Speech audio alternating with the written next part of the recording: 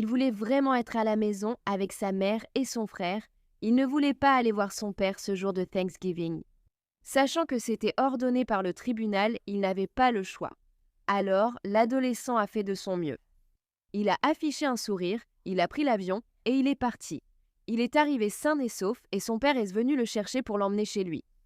Mais dès le lendemain, l'adolescent avait disparu.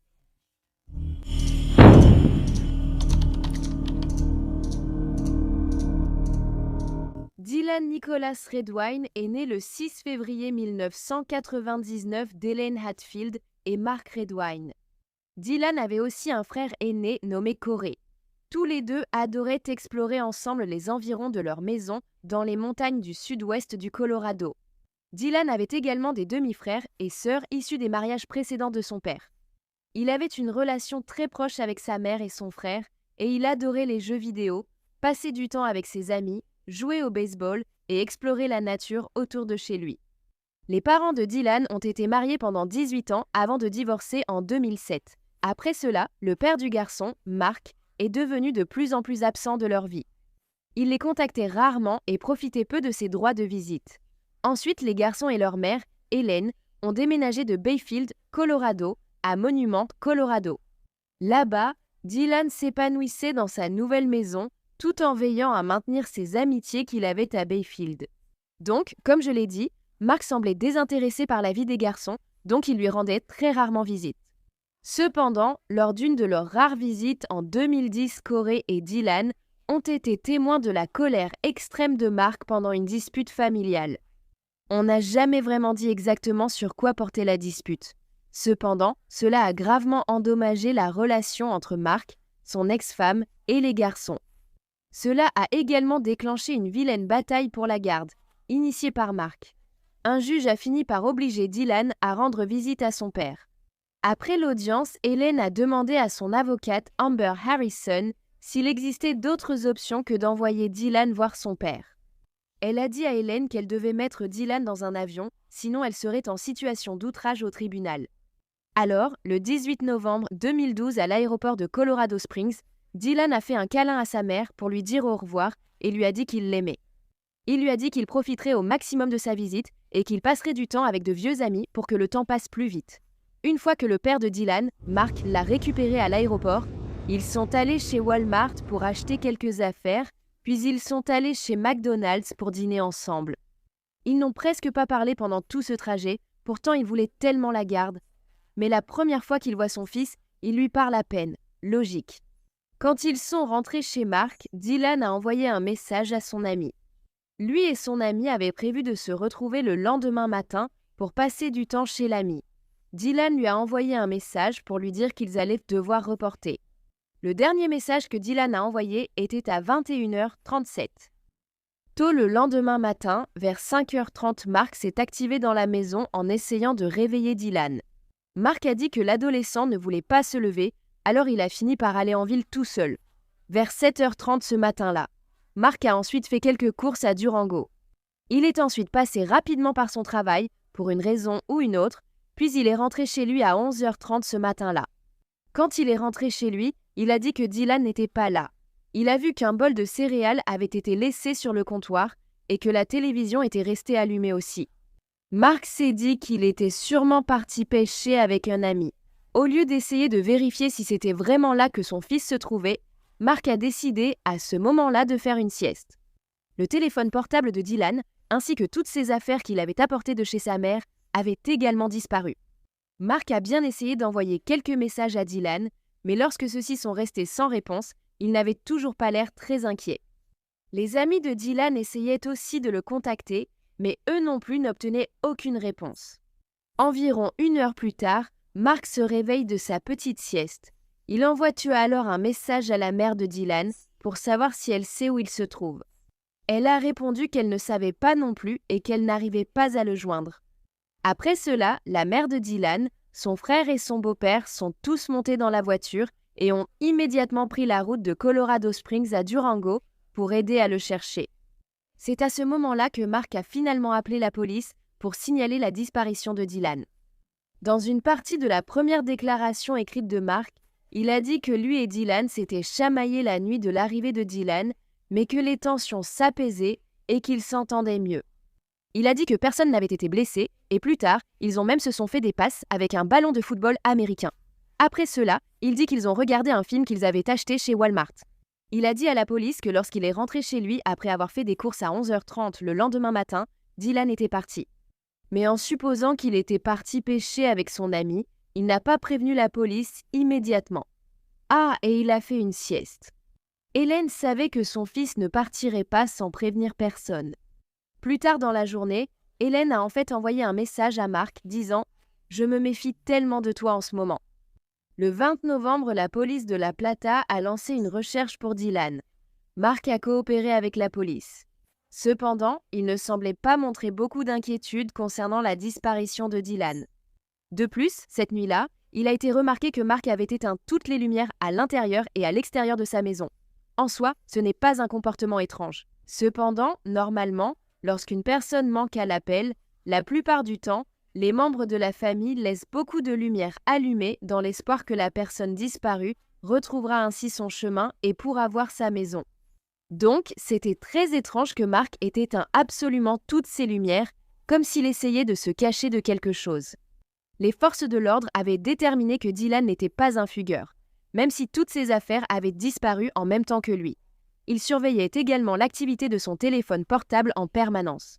Son téléphone était éteint depuis la nuit du 18 et le GPS n'était pas disponible puisqu'il n'avait pas de smartphone, ce qui signifiait qu'il était également impossible de localiser son téléphone lorsqu'il était éteint.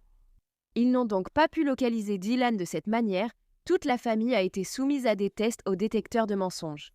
Le résultat de Mark était non concluant et il a refusé de le repasser, malgré les supplications de la famille. D'énormes groupes de recherche se sont formés pour aider. Des hélicoptères survolèrent la zone, des bateaux étaient sur le lac tout proche, mais rien n'a été trouvé. Les personnes qui participaient aux recherches étaient inquiètes car la nuit, il faisait de plus en plus froid et sombre et elles savaient que Dylan n'avait même pas de veste avec lui. Plus de 320 bénévoles ont participé aux recherches pour retrouver Dylan et ont parcouru plus de 90 km de routes et de terrains sauvages. Le 26 novembre, le FBI a officiellement rejoint les recherches pour retrouver Dylan. La mère de Dylan s'est également adressée aux médias à ce moment-là et a exprimé ses inquiétudes quant au fait que son ex-mari, Mark Redwine, pourrait être impliqué dans la disparition de son fils. Mark, en revanche, qui était resté silencieux jusqu'à présent, a déclaré à un journal local qu'il savait que son fils ne s'était pas enfui parce qu'il, je cite, « n'avait aucune raison de fuir ». Alors que Dylan était toujours porté disparu, sa famille et ses amis étaient désemparés. Les recherches duraient depuis plusieurs jours maintenant et n'avaient rien donné. Le soir du 27 décembre 2012, les amis et la famille de Dylan ont organisé une veillée en son honneur. Ils partageaient leurs inquiétudes et se soutenaient mutuellement en cette période très difficile. Le demi-frère de Dylan, Brandon Redwine, n'a appris sa disparition que lorsqu'il a contacté son autre demi-frère, Corey. Brandon a dit que la communication entre lui et Mark était devenue très sporadique. Une fois que Brandon a appris la disparition de Dylan, lui, sa femme et ses enfants sont allés en voiture jusqu'à Durango depuis Gilbert en Arizona. Ce soir-là, Corey, Brandon, Mark et David, le frère de Mark, se sont réunis pour élaborer un plan afin de rechercher Dylan. À ce moment-là, les autres ont également encouragé Mark à s'impliquer davantage dans la recherche de son fils. On pourrait penser que c'est une chose évidente qu'on n'aurait pas besoin de dire à quelqu'un. Mais le lendemain, Brandon, Mark et David ont emprunté Middle Mountain Road, une route en terre qui traverse la dense forêt nationale de San Juan. La route était près de la maison de Mark, alors ils ont pensé que c'était un bon endroit pour chercher. Mais après seulement 20 minutes de route, Mark a dit au groupe que Dylan n'était pas là-haut et qu'il n'était pas nécessaire de continuer à chercher. Il n'y avait aucune explication sur la façon dont Mark le savait.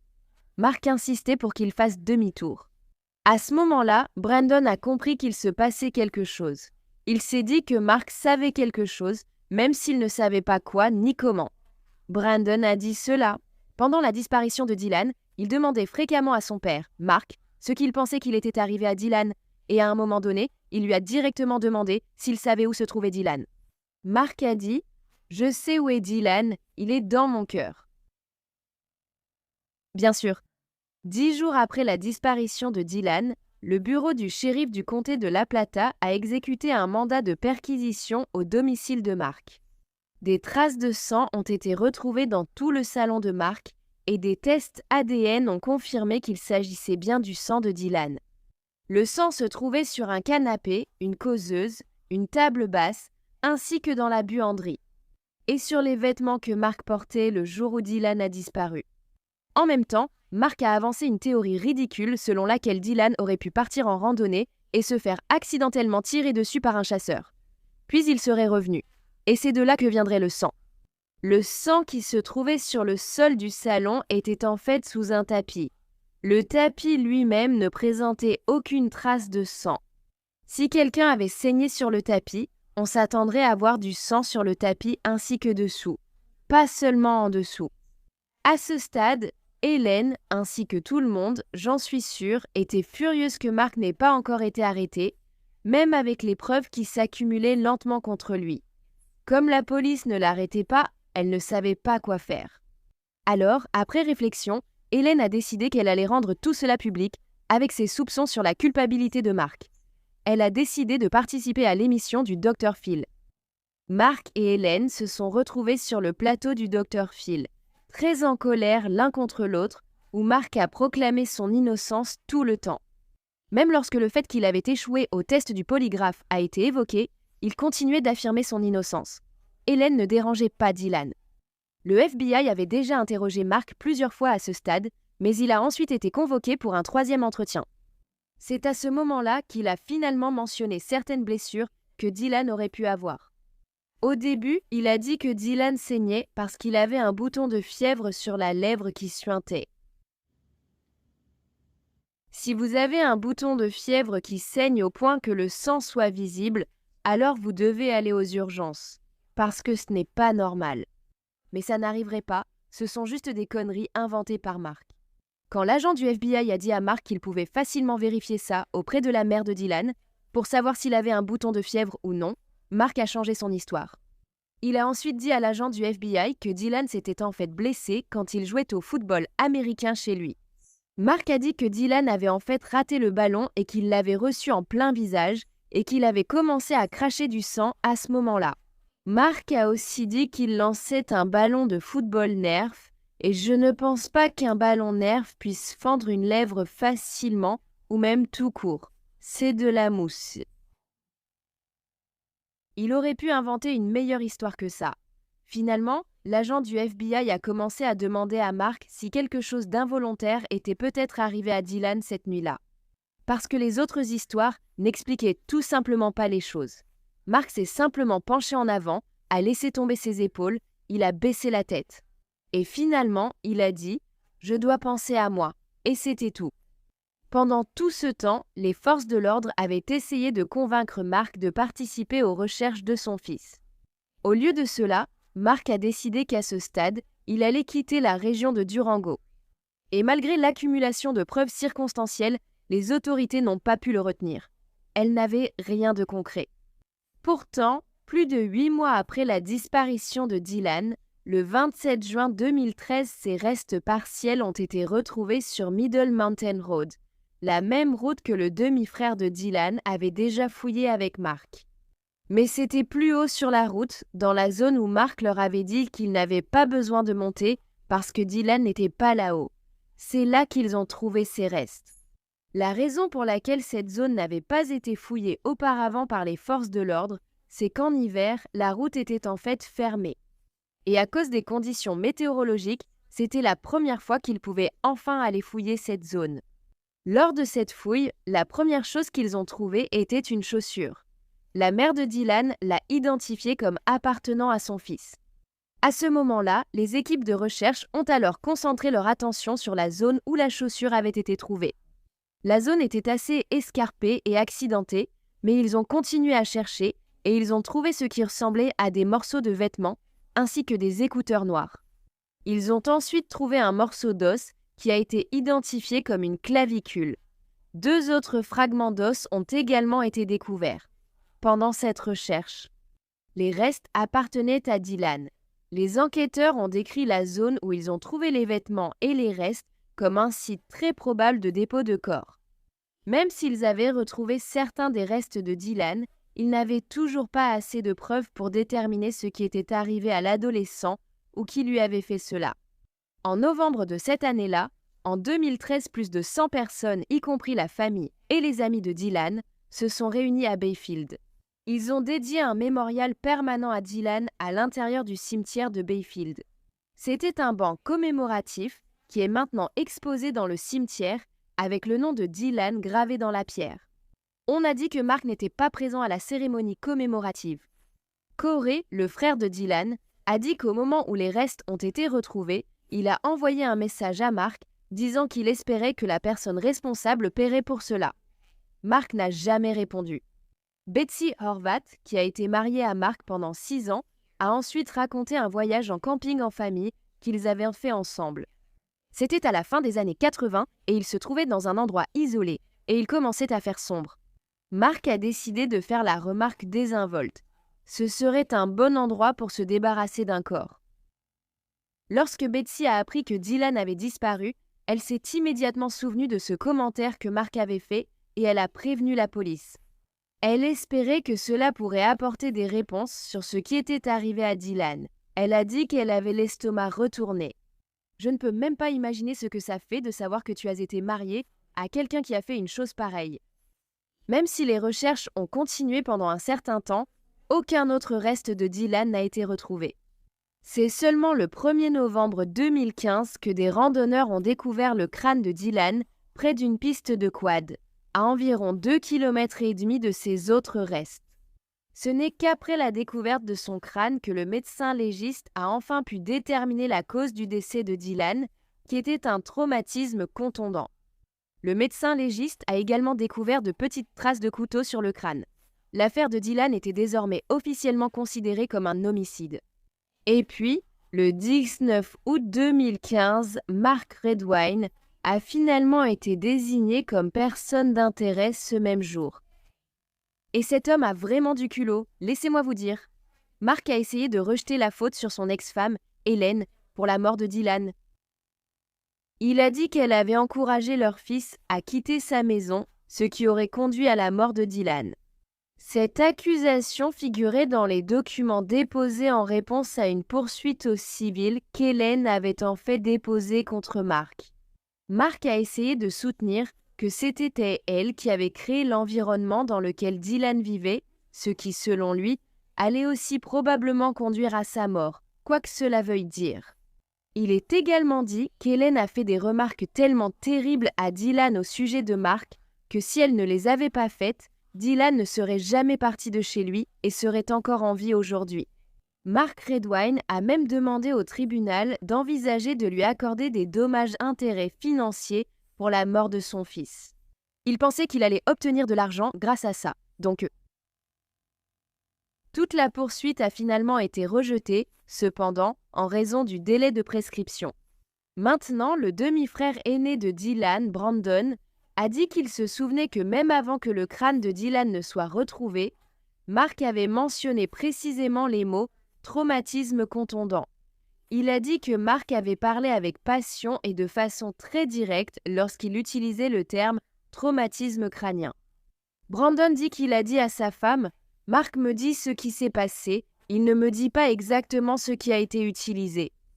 Mais nous n'avons pas assez d'informations pour même envisager un traumatisme crânien à ce stade.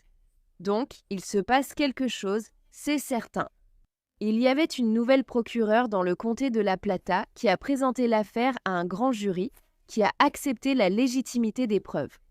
Donc, le 20 juillet 2017, le grand jury a inculpé Mark Redwine et un mandat d'arrêt a été émis contre lui. Pour des accusations de meurtre au second degré et de maltraitance d'enfants ayant entraîné la mort de son fils, Mark a été arrêté à Bellingham, dans l'État de Washington, le 22 juillet 2017. Le département du shérif du comté de La Plata a pris Mark en garde à vue et l'a ramené à Durango par avion affrété. Il a été incarcéré à la prison du comté de La Plata. Il a plaidé non coupable des accusations, en raison du Covid, ainsi que d'un procès annulé à la fin de 2020. Le procès de Mark pour le meurtre de son fils, Dylan Redwine, n'a pas eu lieu avant juillet 2021. Pendant son procès, de nombreuses personnes ont été appelées à la barre pour témoigner. L'une de ces personnes était Amber Harrison, qui était l'avocate de la mère de Dylan. Et à ce moment-là, elle était aussi son amie. Elle a témoigné qu'elle savait que Dylan voulait vivre avec sa mère. Dylan avait dit à Amber qu'il avait vu des photos révoltantes de son père que son frère, Corey, lui avait envoyées. Il a dit que ces photos le mettaient mal à l'aise et qu'il ne voulait pas approcher son père. Ces photos montraient Mark Redwine habillé en lingerie féminine et portant une couche sale. Et par-dessus tout, il mangeait le contenu de la couche.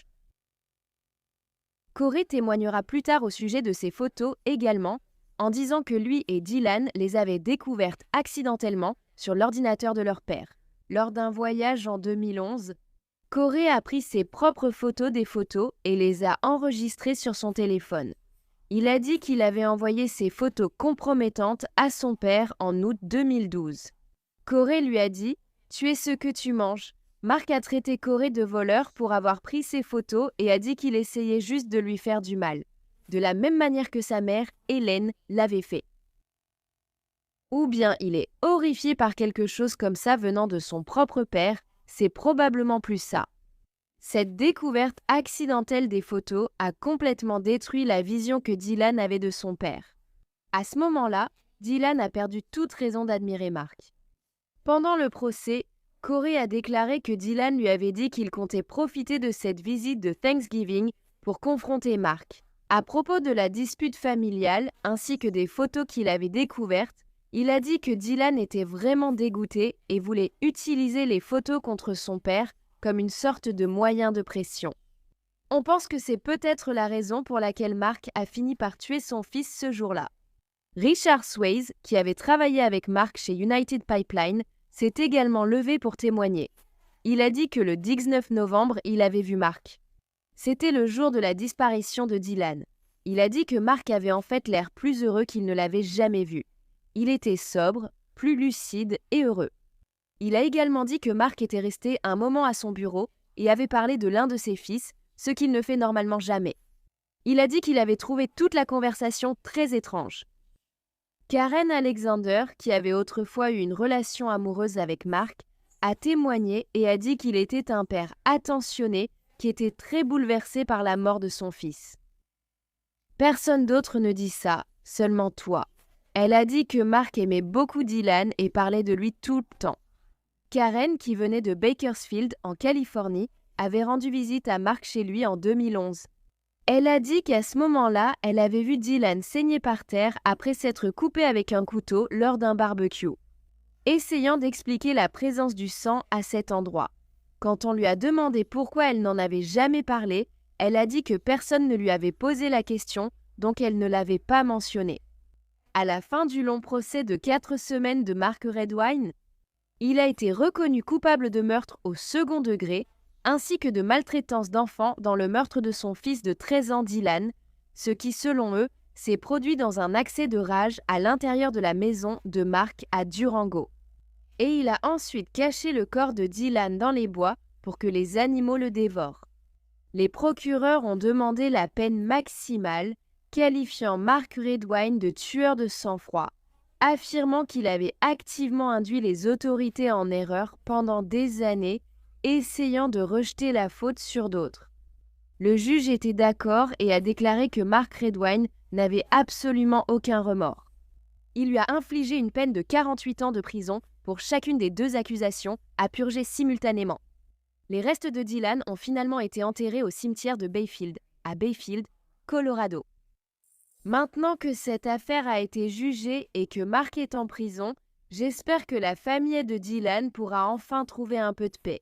Après avoir attendu et espéré pendant 9 ans pour obtenir justice pour leur fils, frères et amis, merci d'avoir écouté toute l'histoire de Dylan aujourd'hui. Il a fallu beaucoup trop de temps pour que ce pauvre garçon obtienne justice. Heureusement, comme Mark a 59 ans et qu'il a été condamné à 48 ans de prison, il ne reverra jamais la lumière du jour. Il restera en prison jusqu'à sa mort, maintenant. Cette affaire est souvent obscurcie par l'épreuve des photos troublantes de Mark.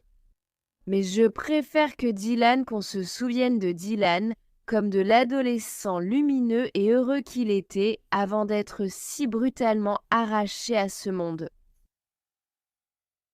La photo derrière moi est celle de Zanaya et elle restera toujours troublante parce qu'elle a été prise peu de temps avant. Les preuves montrent qu'on ne l'a jamais revue ni eu de ses nouvelles. Encore une fois, elle sourit, fait signe de la main et dit bonjour, mais elle ne savait pas qu'en réalité, elle disait au revoir.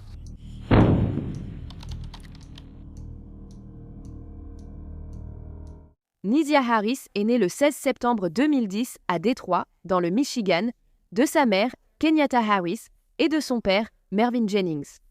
C'était une élève brillante dans son école, l'académie préparatoire J.E. Clark, où elle était en classe de 4e. On disait que Nisaya était incroyablement gentille, créative, brillante et pétillante. Elle adorait faire des vidéos TikTok et passer du temps avec ses cousins. Il faut savoir que lorsque Nasia est née, elle était le fruit d'une liaison au travail de ses parents. Son père, Mervyn, était marié à l'époque.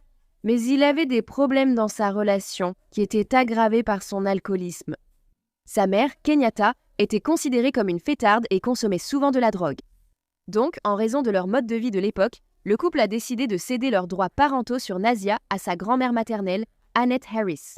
Selon Mervyn, il rendait visite à sa fille chaque fois qu'il le pouvait, et il lui apportait également un soutien financier quand il en avait la possibilité. Cependant, il avait en grande partie perdu le contact avec Nasia en 2016 et il a déclaré qu'il essayait depuis lors de reprendre contact avec elle. Quelque chose qui était rendu plus difficile par son insuffisance cardiaque congestive. À l'époque, Nasia et sa grand-mère vivaient dans une maison à Detroit. La tante de la jeune fille, Shannon, ainsi que ses 5 enfants auraient également emménagé dans la maison en octobre 2023. Cependant, même lorsque la tante n'y habitait pas, on disait qu'elle traînait constamment à la résidence. Puis, dans l'après-midi du 9 janvier 2024, Nisaya est descendue de son bus scolaire à son arrêt habituel, qui se trouvait à l'angle de Cornwall et 3 Mile Drive, à quelques pas seulement de chez elle. Après cela, elle n'a plus jamais été vue, mais Nasia n'a pas été immédiatement signalée comme disparue. Sa grand-mère n'a signalé sa disparition que le lendemain, et lorsqu'elle l'a fait, apparemment, elle ne l'a pas signalé à la police, mais a plutôt appelé l'école de Nasia pour les en informer. Le district scolaire de Détroit a alors essayé de gérer l'affaire par lui-même avant que les autorités ne soient contactées. Il pensait que Nasia était une adolescente fugueuse et qu'ils pouvaient gérer la situation eux-mêmes. Ce n'est donc qu'un mois plus tard, le 13 février 2024, qu'ils ont décidé de demander de l'aide au département de police de Détroit. Après que les autorités ont été informées, un avis de recherche pour Nasia a été diffusé. Il indiquait que la jeune fille de 13 ans, mesurant 1,57 m et pesant 59 kg, avait été vue pour la dernière fois. Elle portait une chemise en jean bleu clair, un pantalon en jean bleu clair, un manteau les ras-moquettes rose et blanc avec un col en fourrure, ainsi que des baskets Nike bleu et blanc. Les autorités ont découvert que la caméra de sonnette vidéo Ring d'un voisin avait filmé Nisaya descendant du bus scolaire. Cela s'est produit à 14h54 le 9 janvier Sénesté-sur-Thames. De façon inhabituelle, la jeune fille de 13 ans avait commencé à marcher dans la direction opposée à la maison de sa grand-mère. La police a cherché la jeune fille dans un rayon de 6 km autour de chez elle, distribuant des avis de disparition et faisant venir des chiens. De nombreux habitants se sont également joints aux recherches pour Nisaya. Qu'elle soit en retard, ce n'est pas dans ses habitudes. Elle n'a jamais été en retard pour rentrer à la maison. Elle demande toujours la permission pour faire des choses. Annette Harris est la grand-mère et la tutrice légale de Nisaya Harris, âgée de 13 ans. Quand avez-vous eu des nouvelles de votre petite fille?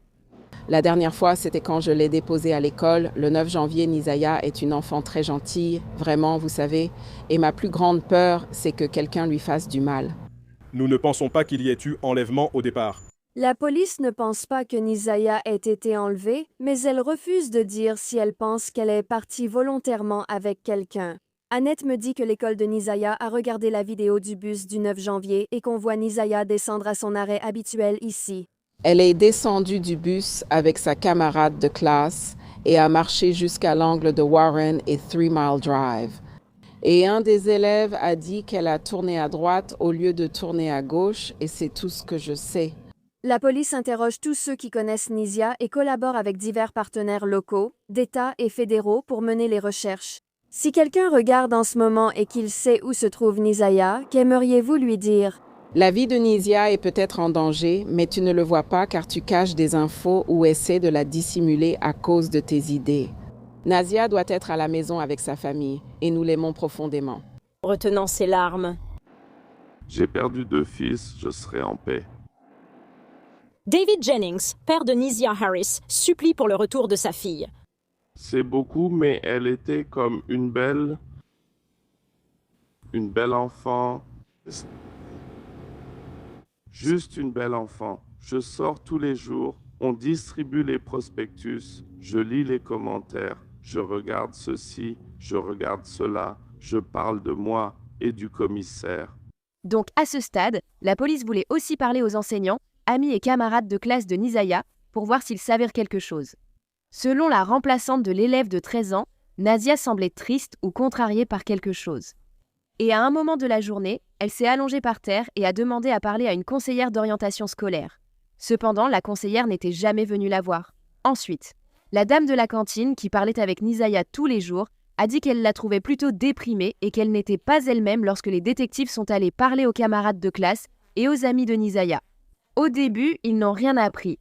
Mais plus tard, les amis de la jeune fille ont informé les agents de ce qu'elle savait. Et elles leur ont dit que Nisia avait prévu de fuguer. Mais selon sa grand-mère, Annette, elle n'était pas le genre d'enfant à fuguer. En fait, elle n'avait même jamais eu d'absence non justifiée à l'école. Même si elle était partie de son plein gré, elle ne serait pas simplement restée complètement silencieuse.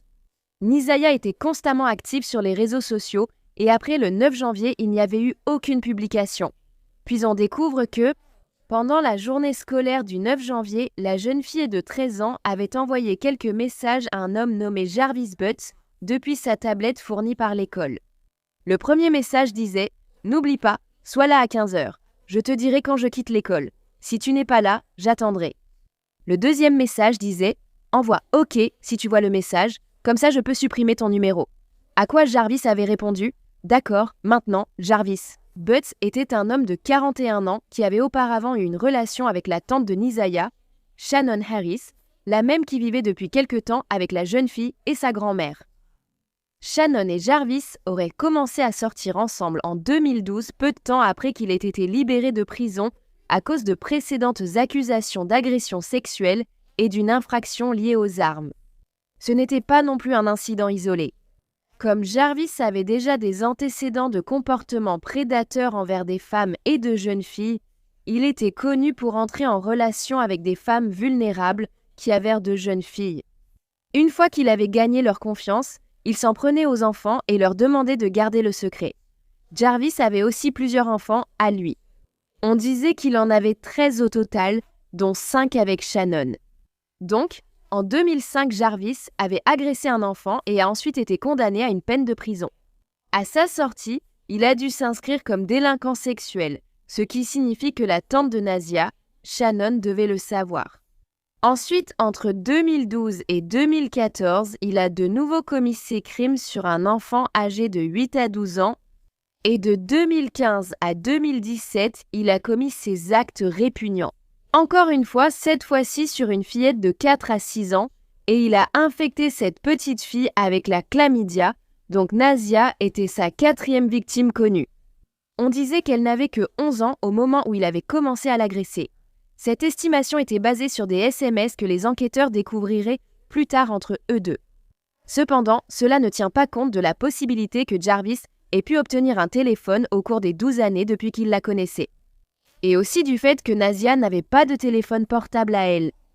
Par conséquent, il n'y aurait aucune trace de messages échangés entre eux, ce qui signifie qu'il y a une forte possibilité qu'il l'agressait bien avant qu'elle n'ait eu 11 ans. C'est simplement la période pour laquelle la police a des archives. Il y avait également eu au moins 5 signalements à la protection de l'enfance concernant Jarvis entre 2015 et 2022. Encore une fois, ceux-ci concernèrent son comportement inapproprié envers les enfants, et 2 de ces signalements avaient été faits par les propres proches de Nisia. Cela était survenu après que Jarvis ait attiré Nisia et une autre jeune fille dans une pièce isolée lors d'une fête d'anniversaire en février 2022, où il les avait ensuite agressés. Voici comment la grande-tante de Nisia, Janelle, décrit ce qui s'est passé lors d'une interview avec la chaîne Community Advocate Network. Il y avait une petite fille, la fille de l'autre sœur d'Annette, qui était là aussi. Cet enfant n'avait jamais été seul avec Jarvis auparavant. Je crois qu'elle avait peut-être assisté à une fête d'anniversaire Delta, mais c'était dans une salle. Mais elle était chez Shannon et cette jeune fille avait tellement peur, c'est Shannon qui me l'a raconté. Elle a couru à l'étage, affolée et effrayée, paniquée. Elle voulait rentrer chez elle et voulait appeler sa mère. Jarvis l'a touchée de façon inappropriée pendant qu'elle jouait avec le chiot au sous-sol. Alors que la petite fille jouait, Jarvis, lui, jouait. Il ne pensait pas à monter là-haut avec Shannon, selon Shannon. Tout à coup, pendant qu'elle est là-haut, elle essaie de calmer cette petite fille et de lui parler. Jarvis arrive, frappe à la porte et dit « Qu'est-ce qu'elle a ?» Et j'ai dit « Shannon, pourquoi tu m'appelles? Est-ce qu'il est mort ou est-ce qu'il est en prison? » « Non, il est parti. »« Qu'est-ce que tu veux dire, il est parti? Appelle la police, dis-leur où il va, dans quelle voiture il est. » N'est-ce pas? Eh bien, je vais la ramener chez elle, puis je vais appeler ma maman. Je l'ai rappelée 30 minutes plus tard et j'ai demandé si elle avait appelé la police. Non, sa mère a dit de ramener les enfants le lendemain matin pour leur parler. Je disais, non, vous n'avez pas besoin de lui parler, vous devez contacter la police. Elle n'a pas contacté la police. J'ai appris plus tard que la police n'avait jamais été contactée. Le lendemain, j'ai appelé Shannon qui m'a dit que sa mère avait parlé aux enfants et qu'ils avaient avoué avoir menti. Ils étaient en colère car ils refusaient de leur donner de l'argent. J'ai donc appelé Annette et demandé si elle allait prévenir la police. Elle a répondu oui, qu'elle s'en occupait. J'ai alors laissé tomber, pensant qu'elle allait le faire. Shannon m'a assuré que la police avait été appelée, qu'elle était impliquée, qu'il y avait une enquête en cours, tout ça. C'était en février 2022. Eh bien, en avril 2022, j'ai surpris Shannon en train de mentir. Non, la police n'avait jamais été appelée, les enfants ne recevaient pas de soutien et rien ne s'était passé. Je suis allée au poste de police de Clinton Township pour faire un signalement. Ils m'ont dit que je ne pouvais pas faire de signalement parce que je n'avais pas assez d'informations sur l'enfant qui l'avait réellement accusé d'agression sexuelle. J'ai répondu que les autres enfants l'avaient aussi accusé d'agression sexuelle. Ils ont dit « Eh bien, cela ne s'est pas produit cette nuit-là. » Et j'ai dit, elle a répondu que ce serait probablement mieux que j'appelle les services de protection de l'enfance. Alors j'ai appelé les services de protection de l'enfance et j'ai dit à Shannon que je les avais appelés. J'ai dit. Je vous ai demandé d'appeler la police et d'aider les enfants, mais vous ne l'avez pas fait. J'appelle donc les services de protection de l'enfance, contre toi et maman. Bien que les dossiers indiquent que les services de protection de l'enfance aient enquêté sur l'autre jeune fille, ils n'ont jamais contacté Nazia. Et lorsque Jarvis a ensuite été interrogé par les travailleurs des services de protection de l'enfance au sujet de ces allégations, il a tout nié. Par conséquent, rien d'autre n'en a découlé. C'est courant 2023 que Shannon et Jarvis auraient rompu. Mais même après cela, il continuait à appeler Nazia sa nièce et à la voir en secret. Peu importe le fait qu'il était maintenant fiancé, et malgré le fait que la famille de Nazia savait très bien qu'il était un prédateur d'enfants, la police voulait donc lui parler au sujet de l'endroit où se trouvait Nazia. Et le 14 février 2025, Jarvis, qui était déjà détenu en prison pour d'autres chefs d'accusation, a été interrogé par les enquêteurs. Il a affirmé qu'il n'avait pas vu la jeune fille de 13 ans depuis la fin décembre ou le début janvier. Lorsque Jarvis a été interrogé sur la raison pour laquelle Nisaya lui aurait envoyé des messages et pourquoi elle avait enregistré son numéro de téléphone, il a affirmé qu'il ne savait pas. Cependant, il a précisé que Nazia se rendait parfois à l'atelier automobile qu'il possédait parce qu'elle, ainsi que certains de ses enfants, faisaient de petits travaux pour lui. Il a ensuite été interrogé sur l'endroit où il se trouvait le 9 janvier, le jour où Nazia avait disparu.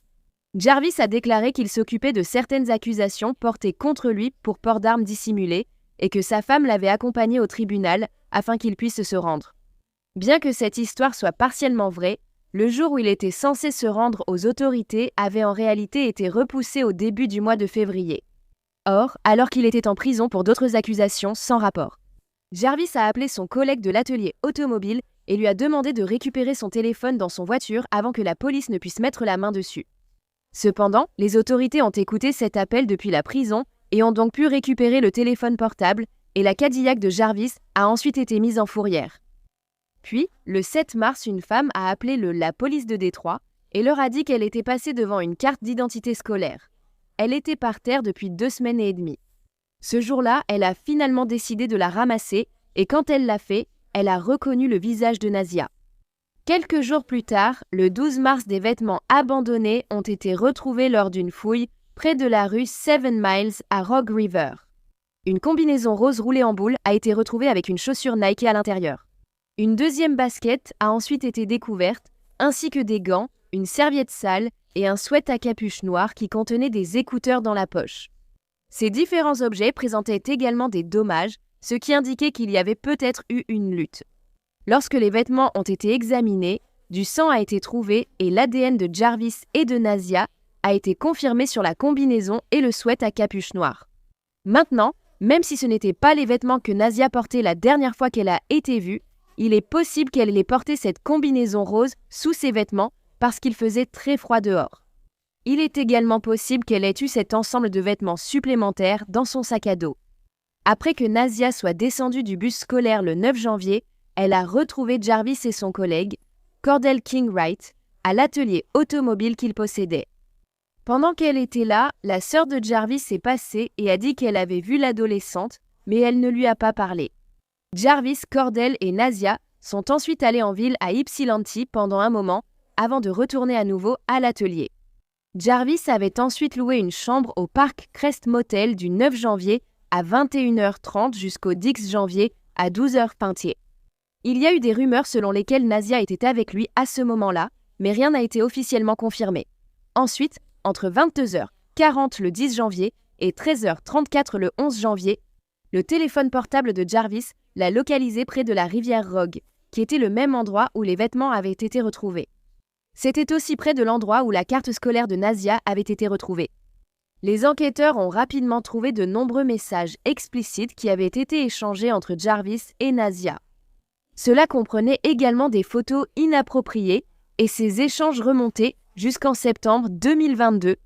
Dans un message, Jarvis a dit à la jeune fille qu'il était allé chez elle lorsqu'elle n'y était pas et qu'il avait emporté une de ses culottes avec lui. Il lui avait également demandé des photos d'elle nue, lui avait fait des avances sexuelles, puis l'avait culpabilisée lorsqu'elle ne faisait pas ce qu'il voulait. Il s'avère que le 26 septembre 2023, Nisaya avait informé Jarvis qu'elle avait manqué ses règles, et bien qu'elle ait déjà fait un test de grossesse, celui-ci s'était révélé négatif.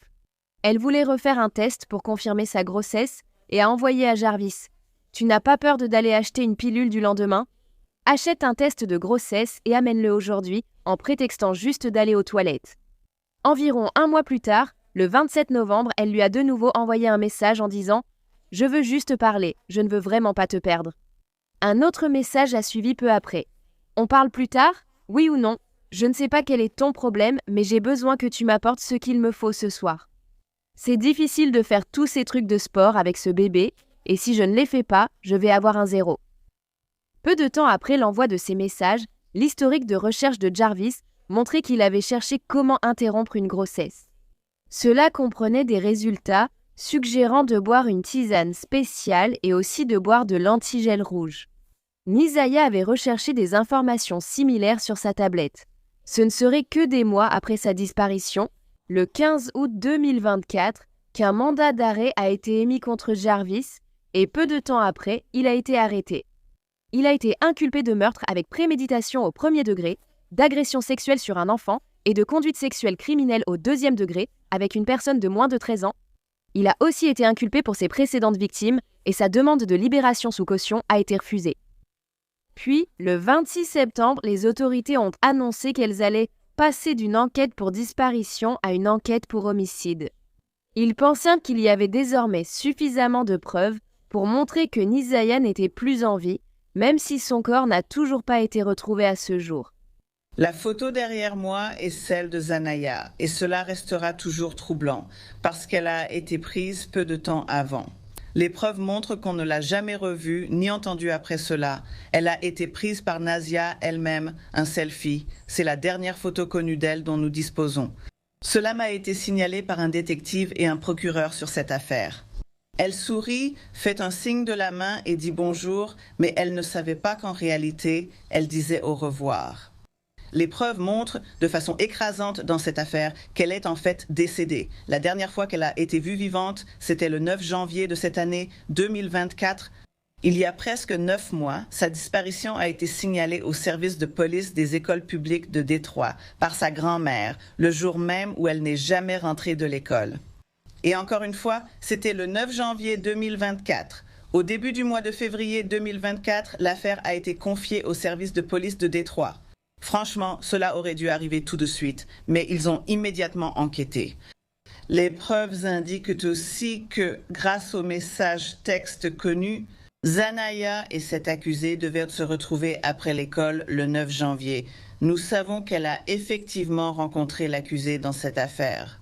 Nous savons également que plusieurs personnes proches de M. Butts, que nous avons inculpées plus tard, les ont vus ensemble à plusieurs endroits différents, des personnes qu'il connaissait bien. Nous avons la preuve qu'à 21h30 ce jour-là, M. Butts s'est enregistré dans un motel et que Zanaya n'a plus jamais été vue ni entendue après cela.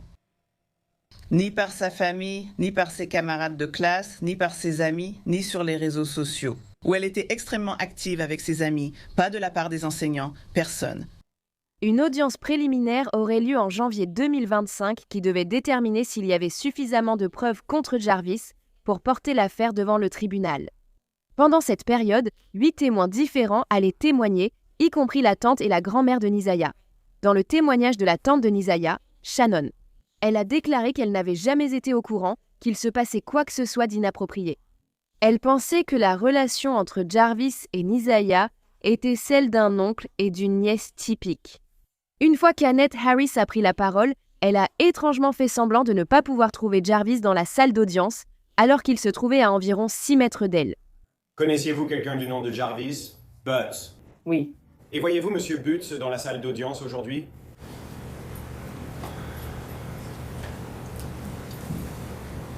Si vous avez besoin de vous lever pour regarder, allez-y.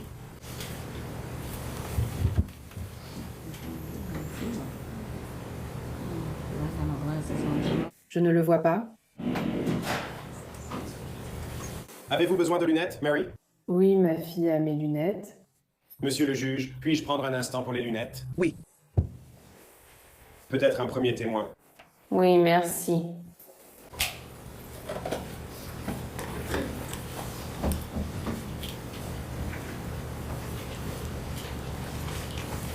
Et vous pourriez simplement vous lever et jeter un autre coup d'œil autour de vous. D'accord, oui. Voyez-vous Monsieur Butts dans la salle? Pouvez-vous le désigner et indiquer un vêtement qu'il porte? L'uniforme bleu avec le masque bleu. Une fois qu'elle a finalement réussi à le trouver, elle a dit que Jarvis était très rarement entré dans la maison. D'habitude, il arrivait simplement en camionnette et ensuite Shannon sortait pour aller le voir. Cependant, dans les SMS échangés entre Nizaya et Jarvis, il y avait plusieurs références à sa présence à l'intérieur de la maison d'Annette. Et mademoiselle Harris, comment connaissiez-vous Monsieur Butts en janvier 2024? C'est le père des enfants de ma fille. Et cette fille, est-ce Shannon Harris? Oui. D'accord. Combien d'enfants ont-ils ensemble? 5. Et est-ce qu'ils venaient chez vous sur Bedford en janvier ou dans les mois précédents janvier? Chaque fois qu'il venait, il arrivait toujours dans un camion blanc et Shannon sortait pour aller à la voiture et il s'asseyait et parlait ou faisait autre chose. Mais il entrait très rarement dans ma maison. Et pendant cette période, quand il venait et restait assis dans sa voiture, l'avez-vous déjà vu interagir avec Nizaya? Pas que je me souvienne maintenant. D'accord. Le collègue de Jarvis, Cordell Kingwright, a également témoigné. Il a déclaré que lui et Jarvis avaient récupéré Nizaya le 9 janvier. Avant cela, il s'était rendu dans un magasin AutoZone pour récupérer une pompe à eau. Mais en revenant à l'atelier, ils se sont rendus compte qu'ils avaient oublié quelque chose. Ce qui m'amène à me demander, est-ce que cet objet était l'antigel rouge? Cordell a alors déclaré que lorsqu'il retournait à l'atelier la deuxième fois, Jarvis a soudainement fait comme s'il avait aperçu sa nièce Nizaya, même s'il venait juste de lui envoyer des messages un peu plus tôt. Et ils avaient prévu de se retrouver. Donc Jarvis, qui conduisait, a garé le camion et ils ont récupéré Nizaya. Après cela, ils sont retournés à l'atelier. Et Nizaya a passé quelques heures à entrer et sortir du véhicule de Jarvis, pendant lesquelles elle envoyait aussi des messages sur son téléphone. Une fois que la sœur de Jarvis est arrivée un peu plus tard, Cordell a affirmé que Jarvis a présenté Nisaya comme étant la nièce de Cordell, et non la sienne. Vers 18h30, lui et Jarvis, accompagnés de Nisaya, ont conduit 2 voitures séparées jusqu'à Ypsilanti. C'était pour qu'ils puissent déposer le véhicule d'un client. Ils sont ensuite revenus à l'atelier vers 20h45. À ce moment, Cordell est rentré chez lui. Le lendemain, Jarvis ne s'est pas présenté au travail. L'une des cousines de Nasia a également témoigné lors de cette audience préliminaire et elle a déclaré avoir vu Jarvis se comporter de manière inappropriée avec la jeune fille de 13 ans. Il avait aussi agi ainsi avec une autre cousine mineure dans son atelier de réparation automobile. La jeune fille a déclaré qu'il avait aussi essayé de lui faire des avances, mais qu'elle avait refusé. Ensuite, l'ancienne fiancée de Jarvis, Tashiana Davis, a été appelée à la barre. Et elle a dit que c'était un infidèle habituel qui cachait toujours son téléphone. Pourtant, elle était restée avec lui parce que, selon elle, il était doué avec les enfants. Une autre des anciennes petites amies de Jarvis a également témoigné et elle a dit que, dans la nuit du 9 janvier, il lui avait emprunté sa voiture. Quand elle a récupéré le véhicule, elle a trouvé une paire de lunettes à l'intérieur qui était identique à celle que Nisaya portait. Lorsque Jarvis s'est rendu compte qu'elle tenait les lunettes, il les lui a arrachées des mains et a affirmé qu'elles appartenaient à son fils. Après avoir entendu le témoignage de tout le monde, un juge a décidé qu'il y avait effectivement suffisamment de preuves pour que Jarvis soit jugé. Et il est prévu qu'il commence le 6 octobre 2025. La juge qui a pris cette décision, la juge Alia Sabré, a décrit Jarvis comme le monstre dans toute cette histoire. Mais elle a aussi blâmé tous les autres adultes qui avaient été dans la vie de Nisaya et qui l'ont laissé tomber.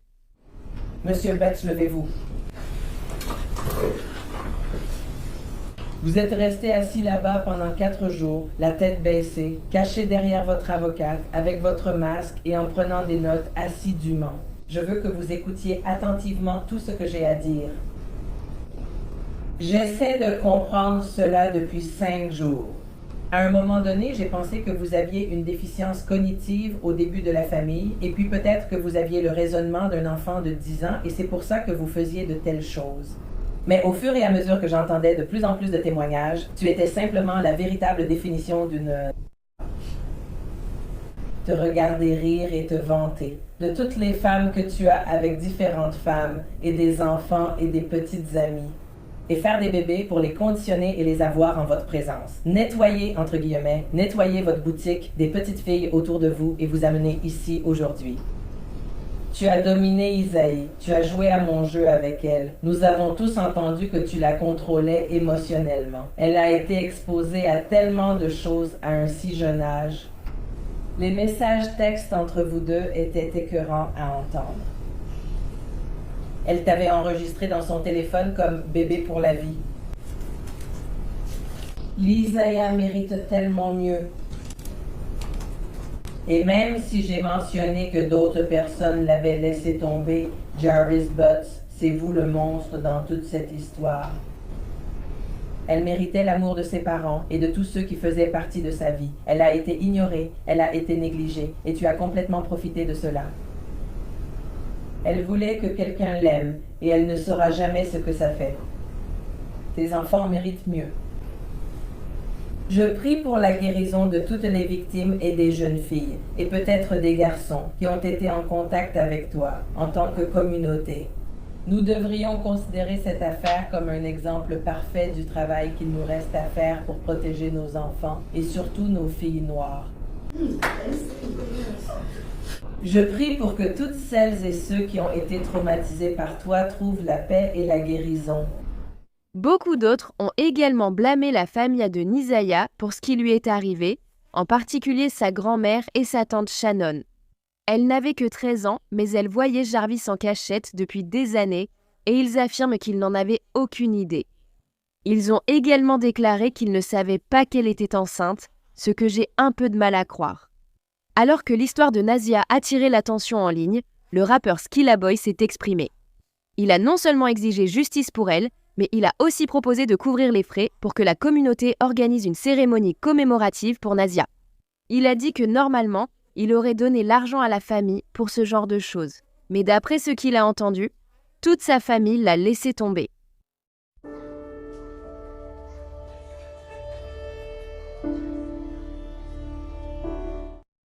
Eh bien, merci d'avoir écouté l'histoire de Nazia aujourd'hui. C'est tellement déchirant que personne parmi ceux qui étaient censés être là pour elle ne l'ait été. Elle n'avait que 13 ans, et à ce qu'on voit, elle devait pratiquement affronter ce monde toute seule.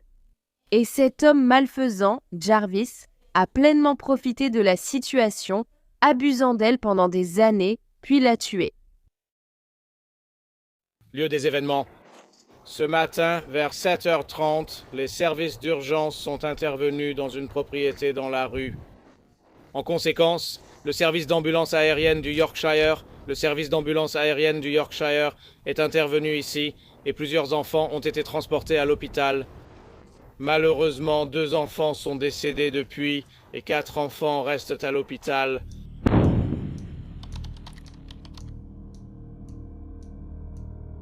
Tristan et Blake Barris étaient les aînés des 6 enfants nés de leur mère, Sarah Barris, âgée de 35 ans.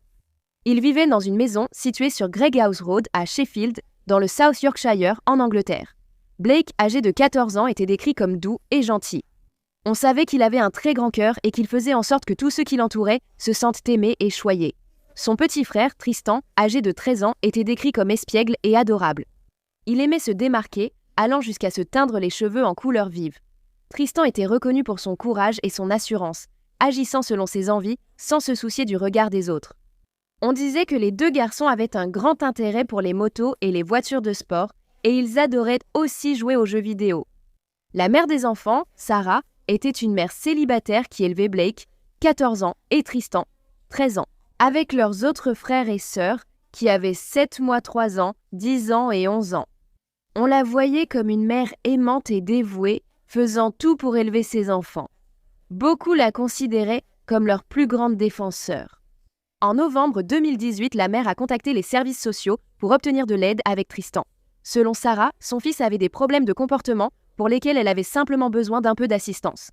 Il avait reçu un diagnostic d'autisme et de TDAH. Son frère Blake, ainsi que 2 autres enfants du foyer, avaient également été diagnostiqués avec un TDAH. De plus, Sarah a déclaré que Tristan avait consulté de grandes quantités de pornographie en ligne, qu'il se montrait de plus en plus agressif envers ses frères et sœurs, et qu'il avait déjà pris la voiture de sa tante sans sa permission. Une assistante sociale a été assignée à la famille et s'est rapidement rendue au domicile pour évaluer la situation.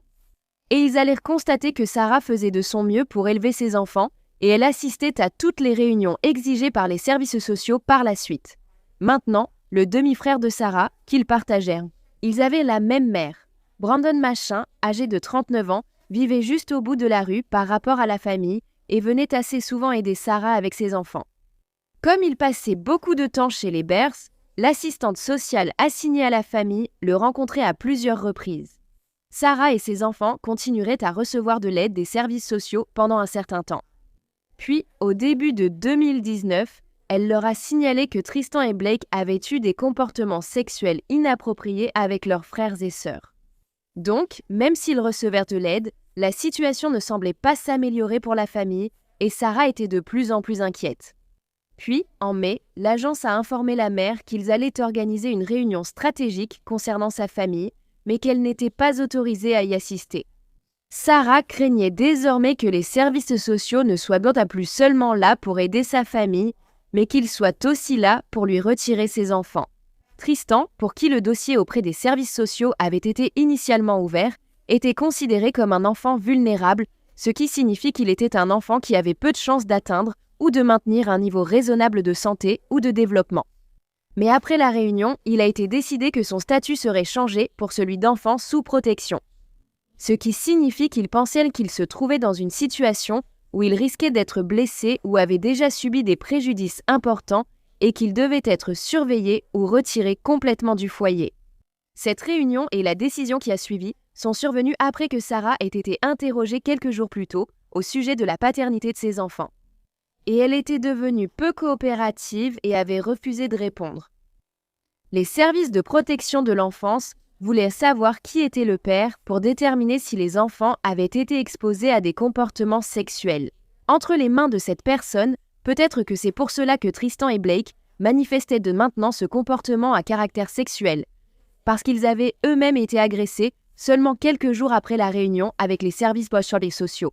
Le 24 mai 2019 vers 7h30 du matin, la police du South Yorkshire a reçu un appel dans lequel la personne a déclaré qu'elle s'inquiétait pour la sécurité des enfants Barris. Plus de 15 agents ont alors se sont rendus au domicile et, à leur arrivée, ils ont trouvé Sarah barricadée dans une chambre avec ses 4 plus jeunes enfants. Interrogée sur Tristan et Blake, elle a menti aux agents en affirmant qu'ils étaient chez un voisin. Mais ensuite, lorsqu'un des enfants a mimé un geste d'égorgement sur sa gorge, les agents ont décidé de fouiller aussi le reste de la maison.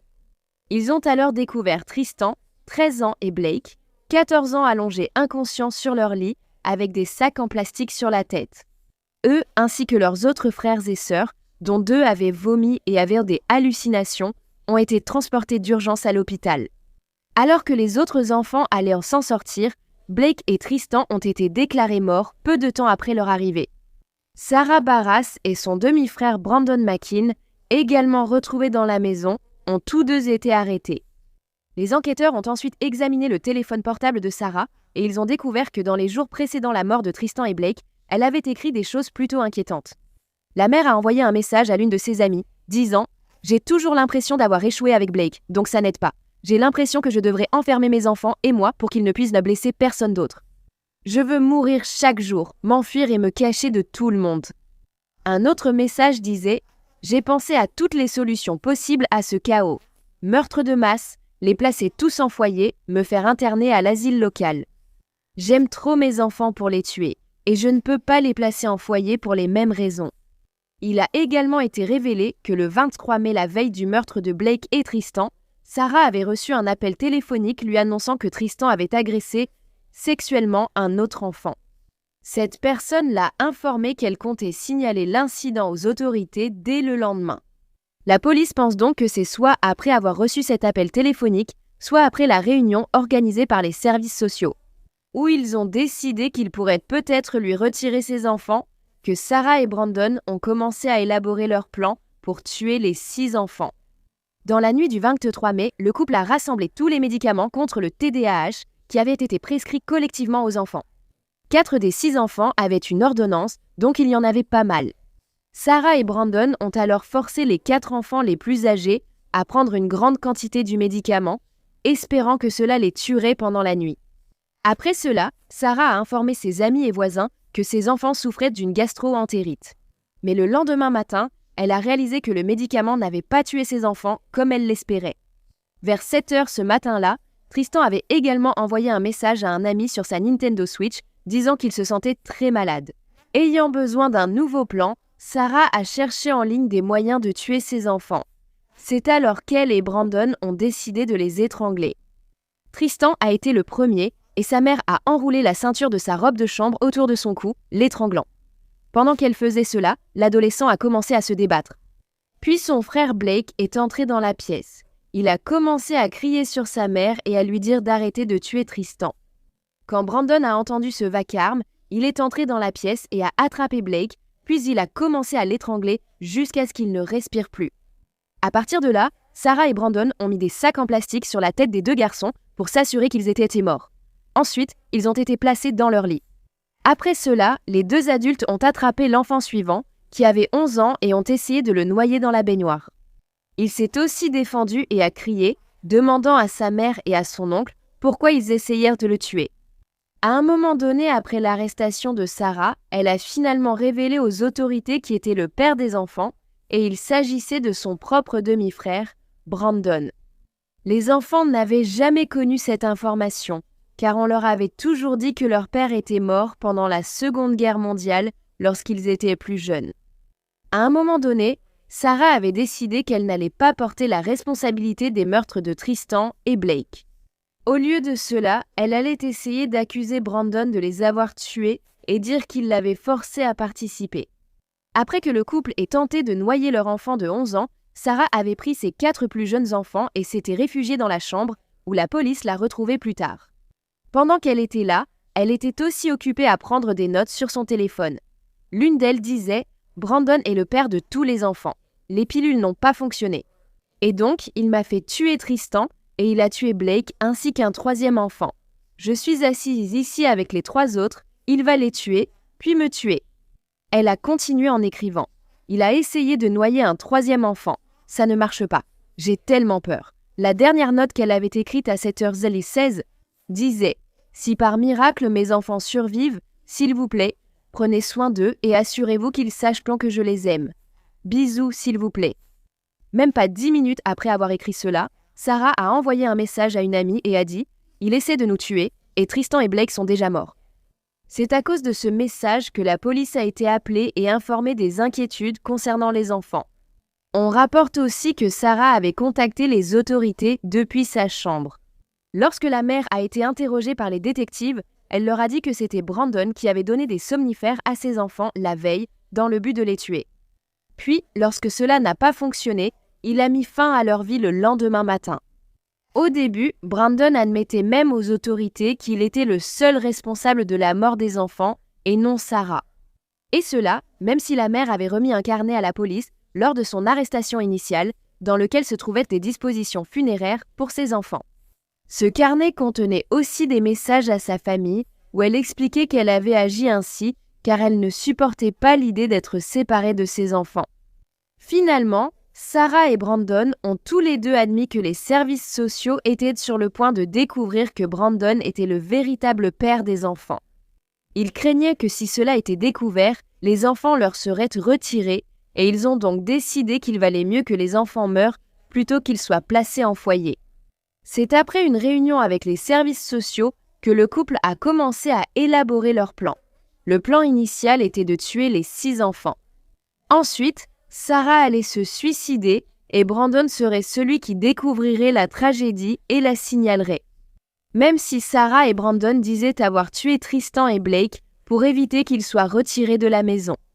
Brandon avait également dit à la police que lorsque lui et Sarah avaient reçu l'appel disant que Tristan avait agressé un autre enfant, il avait eu envie d'arracher la tête de Tristan et de Blake ou de les étrangler à mort. Sarah et Brandon ont admis qu'ils avaient essayé d'obtenir des médicaments supplémentaires contre le TDAH à partir du 22 mai.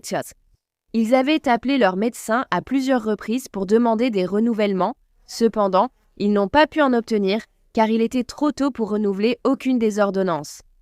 Par ailleurs, l'autre frère de Sarah et Brandon, qui a aussi la même mère, Martin Barris, a déclaré qu'il avait vu Brandon être violent envers Blake. Des années avant que les meurtres n'aient lieu, depuis que le garçon avait au moins 3 ou 4 ans, il affirmait avoir contacté les services sociaux à plusieurs reprises au fil des années pour exprimer ses inquiétudes. Martin a également commenté que ses frères et sœurs étaient mauvais depuis leur naissance. Il a déclaré « Ils sont aussi mauvais l'un que l'autre, ce sont tous les deux des psychopathes meurtriers et maléfiques. » Il a dit que lorsque Brandon et Sarah étaient plus jeunes, ils aimaient regarder ensemble des films d'horreur très sanglants. Et ils aimaient aussi participer à quelque chose de bien plus sinistre, écraser leur souris de compagnie. Les deux avaient été séparés lorsque Brandon avait 14 ans et qu'il avait été retiré de la garde de sa mère. Mais lui et Sarah se sont retrouvés et ont commencé à avoir des relations sexuelles 2 ans plus tard, lorsqu'il a quitté le système de protection à 16 ans. Ils ont ensuite entretenu une relation à long terme qui a duré près de 20 ans et donné naissance à 6 enfants, tous prévus en septembre 2019. Sarah et Brandon ont tous deux plaidé coupables de tous les chefs d'accusation, qui comprenaient 2 chefs de meurtre, complot en vue de commettre un meurtre et tentative de meurtre. Ils ont été condamnés à la prison à vie, sans possibilité de libération conditionnelle, avant d'avoir purgé 35 ans. Il a été rapporté que les visiteurs de la famille entendirent fréquemment Sarah dire à ses garçons « Je vous ai donné la vie et je peux vous la reprendre ». Leur parler ainsi a été décrit comme étant le quotidien. Les enfants survivants ont déclaré qu'ils voulaient que leurs parents aillent en prison pour 300 ans. Dans une déclaration de la victime faite par l'un des enfants plus âgés, le tribunal a appris qu'il craignait de devenir un meurtrier comme ses parents, mais qu'il ne voulait pas leur ressembler. Les enfants sont maintenant brisés émotionnellement et ne comprennent tout simplement pas pourquoi cette tragédie a dû leur arriver. Les 2 enfants les plus âgés ont déclaré à plusieurs reprises qu'ils voulaient simplement un foyer familial agréable et qu'ils voulaient retrouver leur frère parce que c'est trop difficile sans eux. Blake et Tristan étaient 2 beaux garçons, sur 2 et extravertis, qui avaient tous les 2 un avenir prometteur devant eux. Ils avaient tellement d'amis et illuminaient chaque pièce où ils entraient, surtout Tristan, qui adoraient se teindre les cheveux en couleurs vives. La vie quotidienne ne sera plus jamais la même. Maintenant, les garçons ont laissé derrière eux des frères et sœurs plus jeunes dont la vie a été bouleversée. Ils adoraient leurs grands frères et les admiraient beaucoup. Les garçons ont aussi laissé derrière eux des membres de la famille proche, des amis et des enfants plus jeunes qui les admiraient et les voyaient régulièrement. Et cette tragédie n'a pas seulement touché leurs proches, mais aussi toute la communauté. Une partie de nos cœurs est morte le 24 mai 2019, une partie que nous ne retrouverons jamais. Blake et Tristan laissent un énorme vide dans nos vies et nous n'avons pas eu la chance de leur dire au revoir. Je voudrais remercier tous ceux qui ont aidé les enquêteurs au cours de ces derniers mois difficiles. Je sais que cela n'a pas été facile pour la famille et les proches, mais vous avez été le cœur et l'âme de toute la famille de la police du South Yorkshire. Des incidents comme celui-ci sont heureusement très rares. Sheffield est un endroit où nous prenons soin les uns des autres, où nous nous soucions les uns des autres, et la communauté est au cœur de tout. Nous continuons à travailler avec nos partenaires pour nous assurer que tous les jeunes touchés par cet incident recevront un soutien spécialisé et seront guidés dans la bonne direction pour avancer dans leur vie. Des funérailles en mémoire de Tristan et Blake ont eu lieu le jeudi 8 août 2019 au crématorium de Greenock. Le cercueil des garçons, inhumés ensemble, a été transporté dans un corbillard. Celui-ci était précédé par près de 300 motos ainsi que 2 voitures de sport Lamborghini jusque dans l'enceinte du cimetière. Pendant la cérémonie, Tristan et Blake ont été décrits comme des garçons heureux, drôles et brillants, attentionnés et polis.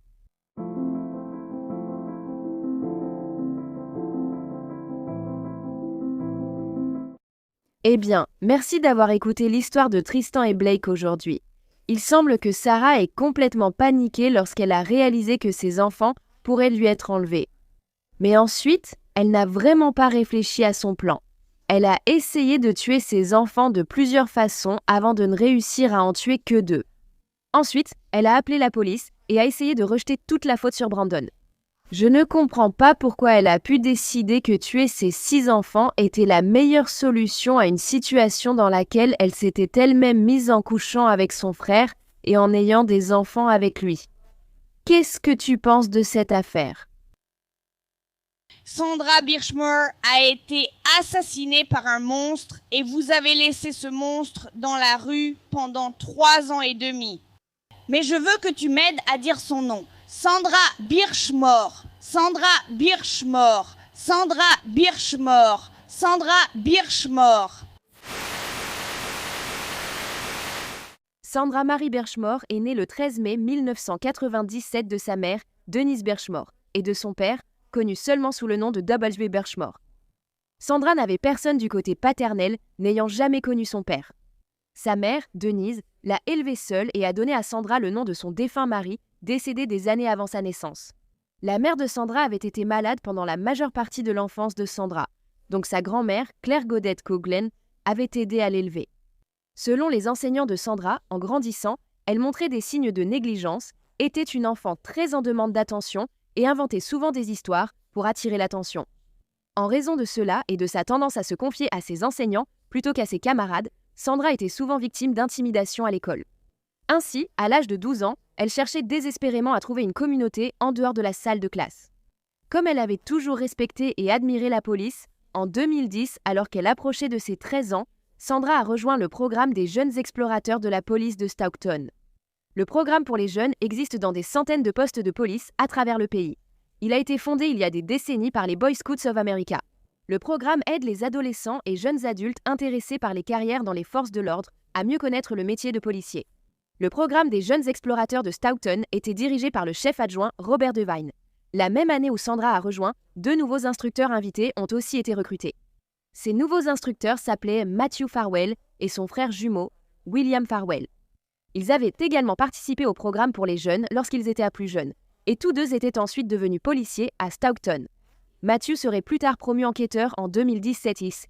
Sandra adorait faire partie du programme pour les jeunes, et elle y est restée jusqu'en 2015, l'année même où elle a obtenu son diplôme du lycée de Stockton. Pendant qu'elle participait au programme, Matthew Farwell a remarqué qu'elle n'avait pas de figure paternelle et a décidé de la prendre sous son aile. Il l'aidait pour ses devoirs et passait du temps avec elle hors programme. L'année suivant son diplôme du lycée, Sandra a vécu une tragédie importante lorsqu'elle a perdu sa mère en mai 2016. Et puis sa grand-mère, Claire, est également décédée le mois suivant, en juin 2016. Mais Sandra était restée forte et elle a continué sa vie.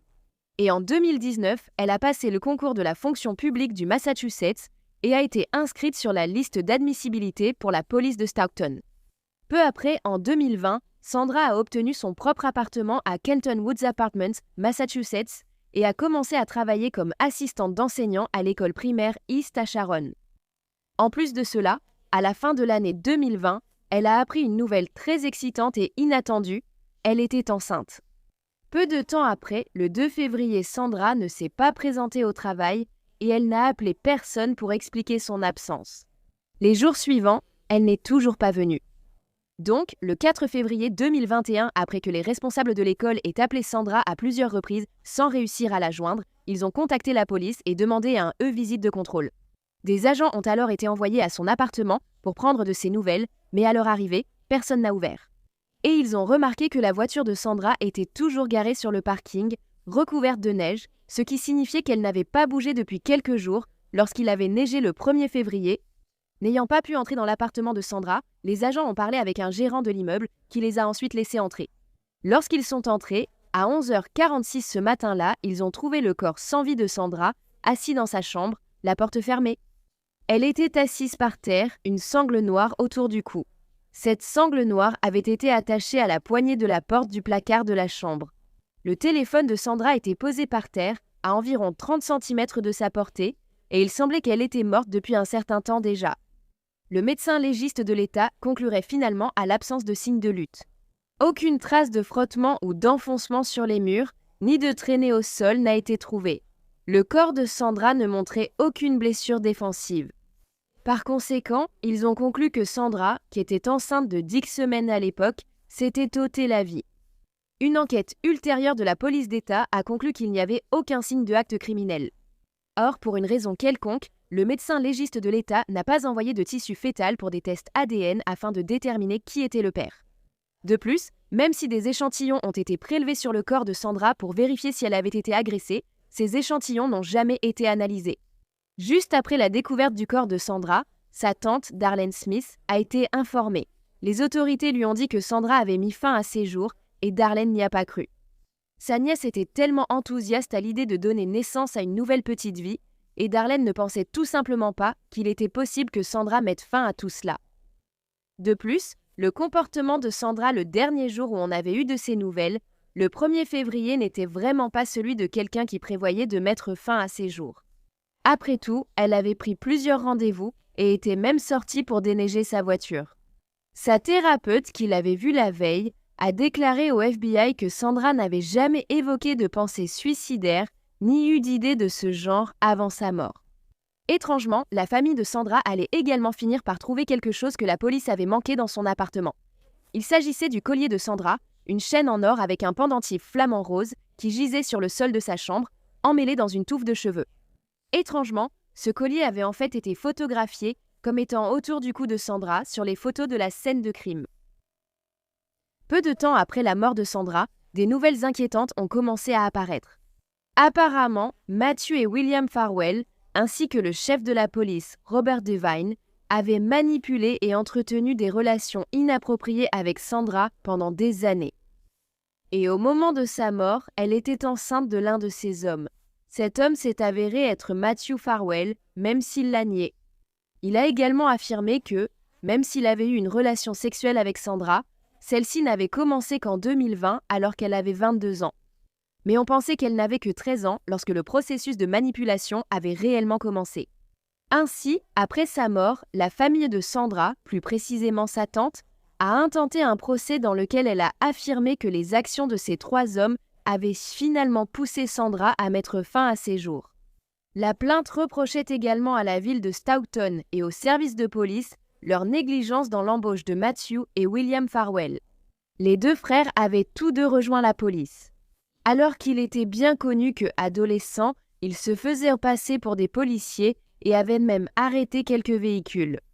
Les images de vidéosurveillance prises la nuit du 1er février dans l'immeuble de Sandra avaient été analysées par le gestionnaire. Ils ont remarqué un grand homme entrant dans le hall, portant un masque Covid et sa capuche noire relevée sur une casquette de baseball. Cet homme est monté dans l'ascenseur à 21h14, puis il est ressorti 29 minutes plus tard et on l'a vu sortir précipitamment de l'immeuble. La gestionnaire de l'immeuble a immédiatement transmis cette vidéo aux enquêteurs, ainsi que d'autres informations importantes. Une femme avait appelé la ligne d'urgence du complexe, disant que Sandra lui avait confié que son petit ami policier voulait qu'elle avorte. Sinon, je cite, il s'en occuperait lui-même. Les autorités pensaient désormais que l'homme qu'elles avaient vu sur la vidéo était Matthew Farwell. Il était entré dans l'immeuble de Sandra à 21h14 et plus tôt dans la soirée, Sandra avait envoyé un message à l'une de ses collègues. La collègue avait ensuite répondu à 21h28, juste une minute après que Matthew soit entré dans l'immeuble. Mais Sandra n'ouvrirait jamais ce message. Apparemment, Sandra avait dit à une collègue qu'elle sortait avec un policier qui avait 10 à 11 ans de plus qu'elle et qui avait déjà plusieurs enfants. Elle a aussi dit à cette collègue que si quelque chose lui arrivait, c'était Matthew qui l'avait fait. La tante et les amis de Sandra avaient même appelé la police à plusieurs reprises après la mort de Sandra pour leur dire que Matthew Farwell avait les moyens, le mobile et l'occasion de tuer Sandra. Mais elles n'ont pas été écoutées. Face aux images de vidéosurveillance, Matthew a déclaré qu'il était allé chez Sandra ce soir-là uniquement pour rompre. De plus, selon lui, la dernière fois qu'il avait eu une relation intime avec Sandra remontait à octobre 2022. Par conséquent, la chronologie ne correspondait pas pour qu'il soit le père. Selon lui, lorsqu'il s'était rendu chez Sandra le 1er février pour mettre fin à leur relation, ils ont commencé à se disputer. Il l'a traitée de folle et elle l'a traité de connard. Il a tout de même affirmé qu'il n'avait pas fait de mal à Sandra et qu'elle ne montrait aucun signe de tendance suicidaire lorsqu'il est parti. Quelques jours seulement après la découverte du corps de Sandra, le 9 février 2021, Matthew avait reçu l'ordre de remettre son téléphone aux autorités. Des mois après, son téléphone professionnel de la police de Stoughton a aussi été saisi comme preuve. Cependant, lorsque les policiers d'État ont effectué une extraction sur les deux appareils, ils n'ont curieusement rien trouvé d'intéressant. On a cependant découvert que Matthew avait installé une application de suivi sur le téléphone de Sandra pour la surveiller en permanence. Le lendemain de la découverte du corps de Sandra, la chef de la police de Stoughton, Donna McNamara, s'est dite de plus en plus préoccupée par les nombreuses déclarations liant Sandra aux frères Farwell et à Robert Devine. Elle avait donc lancé une enquête des affaires internes. En quelques semaines, l'enquête privée et interne a révélé des milliers de SMS échangés entre Sandra et Matthew, contredisant directement le rapport officiel du sergent de la police d'État, qui avait affirmé n'avoir trouvé aucune communication entre eux sur leur téléphone, déclarant que Matthew avait simplement supprimé toutes les communications qu'il avait eues avec Sandra. Un rapport distinct de la police d'État concernant l'ordinateur portable de Sandra mentionnait environ 12 mois de messages iMessage, de contenu sur les réseaux sociaux et d'autres documents faisant allusion à des relations sexuelles avec d'autres hommes, mais n'a constaté aucune menace de la part de quiconque. Cependant, l'enquête des affaires internes a trouvé des informations beaucoup plus pertinentes dans les messages textes qui ont montré, en fait, qu'il y avait eu un détournement de mineurs dont Sandra avait été victime. En conséquence, la police de Stoughton a placé Matthew Farwell en suspension administrative en février 2021, bien qu'aucune accusation n'ait été portée contre lui. Ces messages comprenaient notamment une conversation où ils évoquaient le jour où Matthew avait pris la virginité de Sandra, le 10 avril 2013, alors qu'elle n'avait que 15 ans. Dans une partie de cet échange de messages, Sandra dit à Matthew qu'elle avait des papillons dans le ventre ce jour-là, et aussi que c'était le plus beau jour de sa vie. Les messages montraient aussi à quel point Matthew était particulièrement fier d'avoir pris la virginité de Sandra, même des années plus tard. Il lui envoyait des questions en 2019 et 2020 notamment. Quel était le premier jour ? Tu as dit « Oh mon Dieu, je veux que ce gars soit mon premier, je veux le sentir en moi. » Puis « Je t'aurais carrément baisé. » En 2012, alors qu'elle n'avait que 14 ans adulte, Sandra a admis qu'elle avait commencé à penser à Matthew sexuellement lorsqu'ils étaient assis ensemble à la bibliothèque, alors qu'elle n'était qu'une adolescente. Mais elle ne voulait rien dire à cause de mon âge. Elle lui a envoyé un message. « Je ne voulais pas que tu te dises Non, c'est quoi ce délire ?» Une autre fois, Mathieu lui a écrit « Si j'avais insisté, j'aurais pu coucher avec toi sans préservatif dès le premier jour. » À cela, Sandra a répondu « J'avais un peu peur de dire non au début, ne sachant pas comment tu le prendrais. » Pendant ce temps, alors que Mathieu entretenait cette relation très illégale, il a entamé une relation plus légale. Et il s'est marié avec sa femme seulement 1 mois après avoir pris la virginité de Sandra, en mai 2013. En même temps, il continuait à voir et à coucher avec Sandra pendant toutes ses années de lycée, allant même jusqu'à la retrouver alors qu'il était en service. Avec le temps, Mathieu a apparemment commencé à utiliser des actes sexuels oraux, vaginaux et anaux forcés comme punition pour Sandra. Quand elle avait de mauvaises notes, couchait avec d'autres personnes ou ne partageait pas sa localisation avec lui. Une fois que Sandra a obtenu son diplôme de lycée et s'est inscrite au programme de justice communautaire du Massasoit Community College, sa relation avec Mathieu a pris des tournures de plus en plus violentes. À cause de son appétit pour les jeux de rôle sexuels, « Peut-être que je te tiendrai par la gorge pendant que je te prends. » Il lui avait envoyé un message en 2020, ajoutant qu'il voulait qu'elle ressente. « Oh mon Dieu, ça se passe vraiment et je ne peux pas l'arrêter. » Il a également partagé des fantasmes de viol avec Sandra et lui a demandé de jouer des scénarios sexuels incluant la pédophilie et l'inceste non consenti. Y compris faire semblant qu'il était son frère qui se glissait dans sa chambre la nuit, c'est vraiment tordu. Pendant cette période, Sandra avait également des relations sexuelles avec d'autres hommes, y compris le frère jumeau de Mathieu, William Farwell.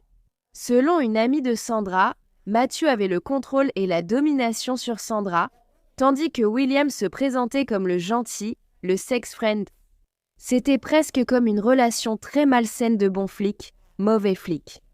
Une fois, Sandra avait même eu des rapports sexuels dans sa voiture avec l'un des frères quand l'autre frère est arrivé et s'est mis très en colère. À peu près à la même époque, Robert Devine, le chef de la police, a commencé à envoyer des messages à Sandra sur Facebook Messenger, discutant d'actes sexuels avec elle et planifiant des moments où ils pourraient se retrouver. Pendant qu'il était en service, les 3 hommes profitaient tous de Sandra à ce moment-là, en plus de lui demander d'enregistrer et de leur envoyer des photos et des vidéos de ses actes. Ces hommes se passaient Sandra comme si elle n'était qu'un jouet. Mais avec le temps, Sandra a commencé à désirer quelque chose qui lui appartiendrait, un bébé. Et elle parlait presque constamment de devenir mère. Bientôt, elle a décidé qu'elle aurait un bébé quoi qu'il arrive et elle a commencé à acheter des tests de grossesse à un rythme alarmant. Elle empruntait même de l'argent à ses amis à plusieurs reprises pour pouvoir acheter ces tests coûteux. Finalement, en décembre 2020, Sandra a appris la nouvelle qu'elle espérait depuis si longtemps. Elle était enceinte. Elle a écrit au marqueur « Félicitations, nous allons être parents ». Elle a pris une photo et l'a envoyée à Mathieu. Enceinte de 3 semaines seulement, elle était folle de joie. Mathieu, pas tellement. Il lui a répondu par texto « Je n'ai littéralement rien à dire en ce moment. Tu en es à combien de semaines ?» Sandra a répondu « Peu importe depuis combien de temps, on le garde. D'accord. » Alors il a répondu « Il faut qu'on parle. » Sandra lui a renvoyé un message en disant « Sans blague, c'est évident. Et il faut que l'acte de naissance soit signé. » Sandra avait finalement compris qu'elle avait un certain pouvoir sur Mathieu et la source de ce pouvoir venait d'une origine tout à fait inattendue. L'agent de contrôle animalier de Stoughton, Joshua Hill, a admis dans une plainte civile déposée par la tante de Sandra qu'il avait reçu une fellation de Sandra sur un canapé à l'intérieur du refuge pour animaux. Mais c'était consenti, et il avait informé Sandra que Mathieu attendait un 3e enfant avec sa femme. Cette nouvelle a été un énorme choc pour Sandra. Après avoir entendu cela, Sandra a décidé de se confier à Joshua, révélant toutes les informations que Mathieu lui avait demandé de garder secrètes. Cela comprenait sa relation avec lui, son frère et Robert Devine, ainsi que des informations sur les messages explicites et parfois violents que Mathieu lui envoyait. Après avoir parlé avec Joshua, Sandra a décidé d'écrire à la femme de Mathieu pour tout lui révéler sur leur liaison. Mais ensuite, elle a décidé qu'au lieu d'envoyer la lettre, elle allait présenter un ultimatum à Mathieu en échange de son silence. Il devait accepter d'avoir des rapports non protégés avec elle afin qu'elle puisse concevoir un enfant. Mathieu finirait par accepter, mais il a dit qu'il voulait que Sandra fasse semblant qu'il était en train de la violer. Elle était satisfaite de l'accord et lui a promis de ne plus critiquer sa femme et ses enfants. Ainsi, ils obtenaient tous deux ce qu'ils voulaient.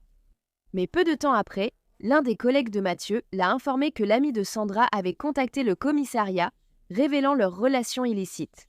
Cela a paniqué Mathieu et il a demandé à son collègue de garder le silence. Il a ensuite envoyé un message furieux à Sandra, lui criant dessus et l'insultant pour avoir révélé leur secret. Peu de temps après que Mathieu ait appris que Sandra était enceinte, en décembre, Sandra a raconté à ses amis que Mathieu lui avait souhaité la mort et ne voulait rien avoir à faire avec le bébé. Elle a également raconté à ses amis que Mathieu lui avait fait une clé de tête et lui avait arraché son téléphone des mains. Puis, en janvier, Sandra s'est confiée à la future marraine du bébé, disant qu'elle avait montré à Mathieu l'image de l'échographie et qu'il avait craqué. Il a dit « Ce n'est pas mon enfant », puis il l'a poussé au sol d'un air soupçonneux. Ce même mois, il a demandé une clé de son appartement que Sandra lui a volontiers faite dans un Walmart à proximité. Lorsque Mathieu est venu récupérer cette clé, son comportement a éveillé des soupçons chez Sandra, car il a commencé à inspecter sa salle de bain et son placard.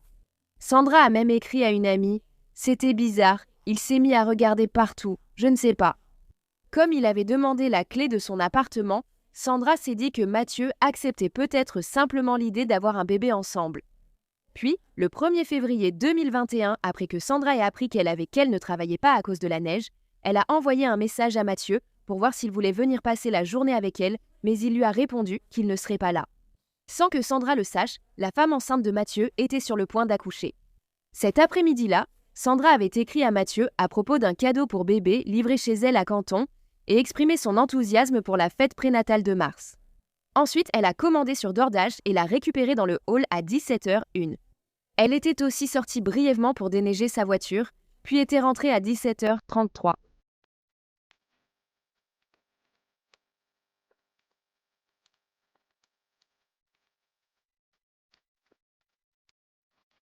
Durant la soirée, Sandra a échangé des messages avec ses amis et acheté des meubles de bébé en ligne. À 21h08, Mathieu lui a demandé s'il pouvait passer un instant. 2 minutes plus tard, elle lui a répondu en disant « bien sûr » et que la porte serait ouverte. 4 minutes après cela, les caméras de sécurité ont filmé Mathieu entrant dans l'immeuble de Sandra.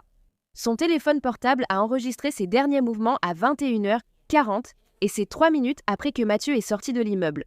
Au début de l'année 2023, Mathieu Farwell n'avait toujours pas été arrêté et une page Facebook intitulée « Justice pour Sandra Birchmore » maintenait son affaire sous les projecteurs.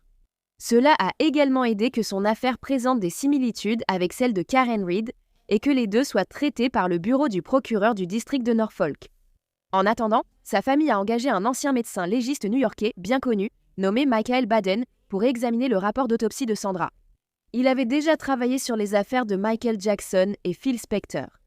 Puis, le 18 juin 2024, Michael Baden annonça que la mort de Sandra était en réalité due à une asphyxie et qu'il s'agissait d'un homicide.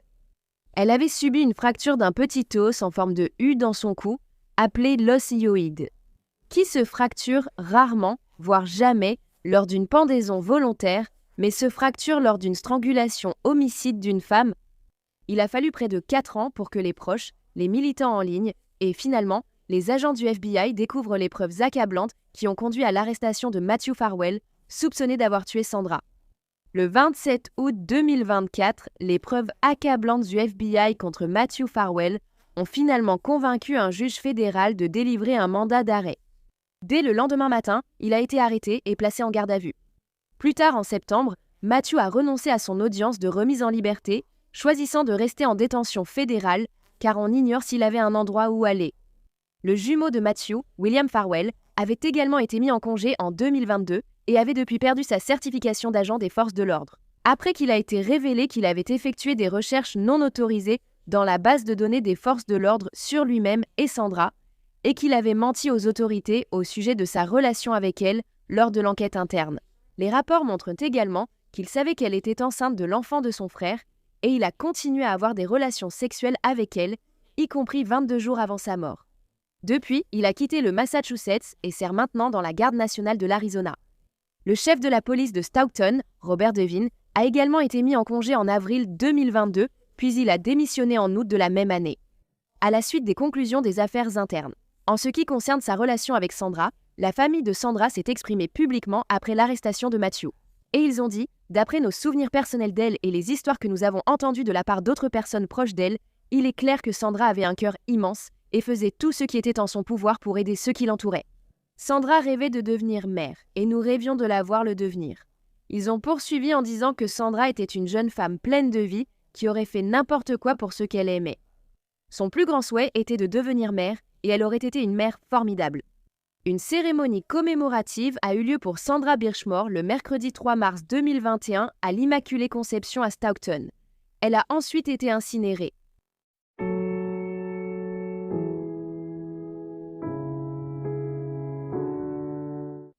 Eh bien, merci d'avoir écouté l'histoire de Sandra aujourd'hui. Je suis heureuse qu'elle et sa famille obtiennent enfin la justice qu'elle et son bébé à naître méritent.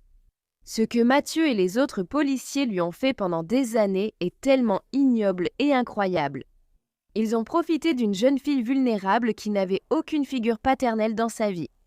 Et lorsque Sandra a finalement compris qu'elle avait un peu de pouvoir dans l'une de ses relations, sa vie lui a été cruellement arrachée. Ils ont laissé la clé à l'extérieur, près de la porte arrière de leur maison dans la base militaire d'Aliamanu. C'est ce que Jackson a utilisé pour entrer. Elle a pris le long couteau de cuisine aiguisé, est montée où Catherine dormait et l'a poignardée plusieurs fois. Catherine Renée Plotz Walker, ou Cathy, comme beaucoup l'appelaient, est née à Albany, dans l'État de New York, le 22 juillet 1976 de ses parents Douglas et Joanne Plotz. De plus, elle avait 3 sœurs et un frère. Cathy a obtenu son diplôme de Shaker High School en 1994 et a poursuivi ses études à Ricks College dans l'Idaho ainsi qu'à l'Université d'État de l'Utah. Cathy était un membre dévoué et actif de l'Église de Jésus-Christ des Saints des Derniers Jours, où elle était reconnue comme une dirigeante exemplaire des jeunes filles. Elle aimait danser, écouter de la musique, voyager, regarder des films et essayer de nouveaux restaurants. Cathy aimait aussi les animaux, en particulier les chats.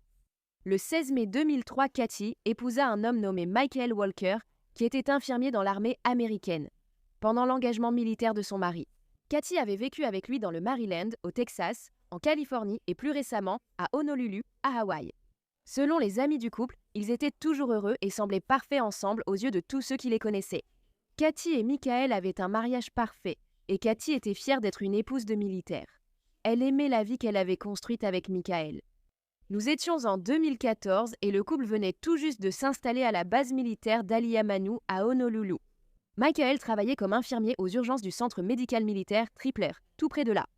Après 10 ans à essayer d'avoir un enfant, le couple allait commencer une fécondation in vitro, ce qui rendait Cathy très optimiste pour l'avenir. Mais tous leurs espoirs pour l'avenir se sont soudainement arrêtés le matin du 15 novembre 2014. Michael était rentré chez lui vers 6 h du matin, après avoir travaillé toute la nuit à l'hôpital. Lorsqu'il est rentré chez lui, il est monté à l'étage dans la chambre de Catherine, et là, il a trouvé sa femme de 38 ans allongée par terre, couverte de sang. Elle ne respirait plus. Michael a appelé le 911 et vers 6 h 40 du matin, la police militaire est arrivée à la maison.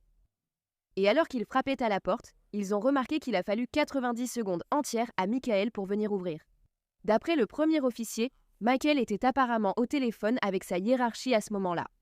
Mais il a escorté un officier dans la chambre où sa femme, Cathy, gisait ensanglantée avec un couteau à côté d'elle.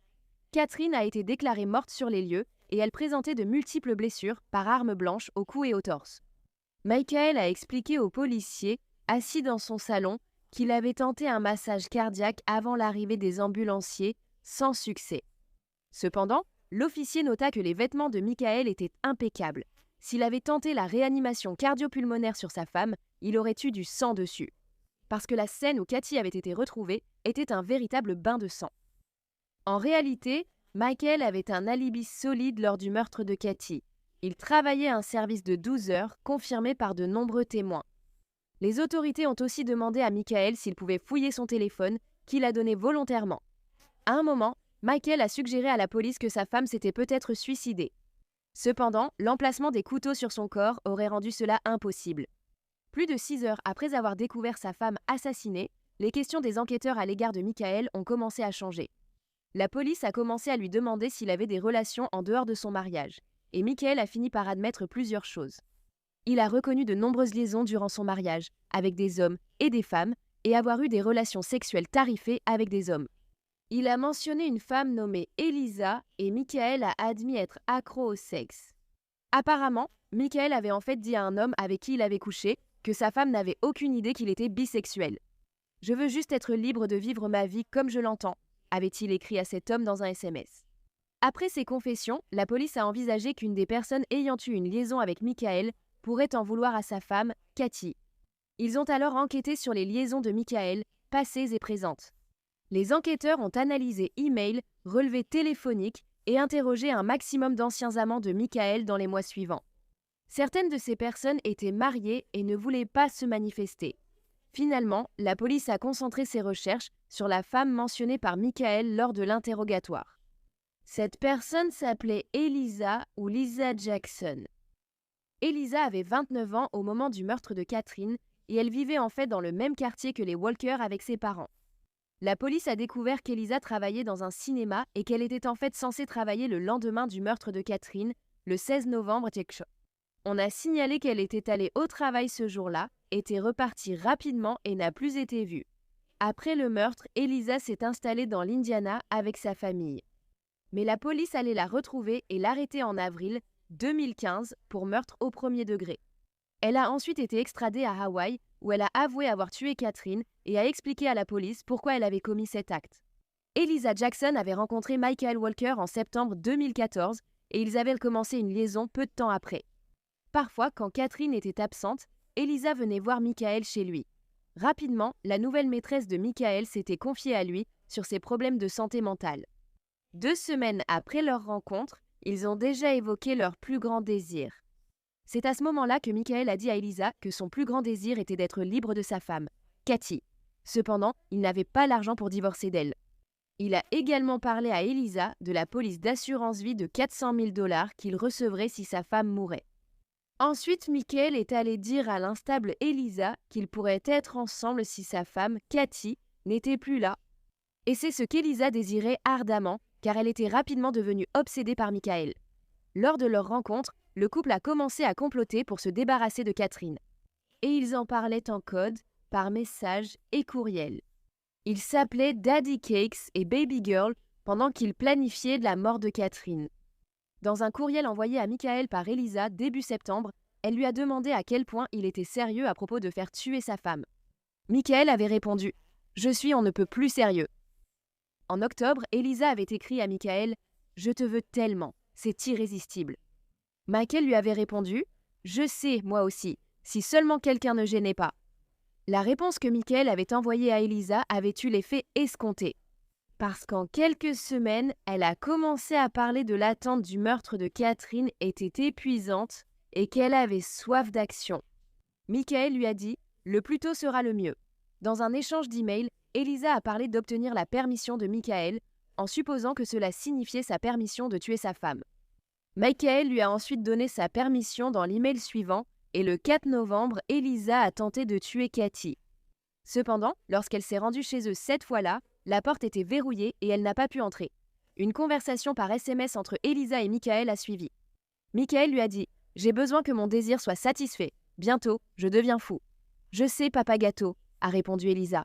« J'allais le faire, mais j'ai eu un problème, c'est-à-dire que la maison était verrouillée. »« Oh, je vois, » a-t-il répondu. « Je peux t'aider avec ça. » La prochaine fois, il laisserait une clé pour qu'Eliza accède à la maison. Donc, le 14 novembre 2014, Eliza et Michael se sont retrouvés sur le parking de la salle de sport de la base militaire. C'était leur lieu de rendez-vous habituel. Michael a dit à Eliza qu'il voulait qu'elle tue sa femme cette nuit-là, et elle a accepté. Ils ont également convenu qu'elle ferait en sorte que cela ressemble à un cambriolage qui a mal tourné. Michael avait un service de nuit à l'hôpital ce soir-là, donc il savait qu'il aurait le parfait alibi. Le couple maléfique avait un code. Michael envoyait « bien » à Eliza si elle devait entrer par une fenêtre ou un autre message selon la situation.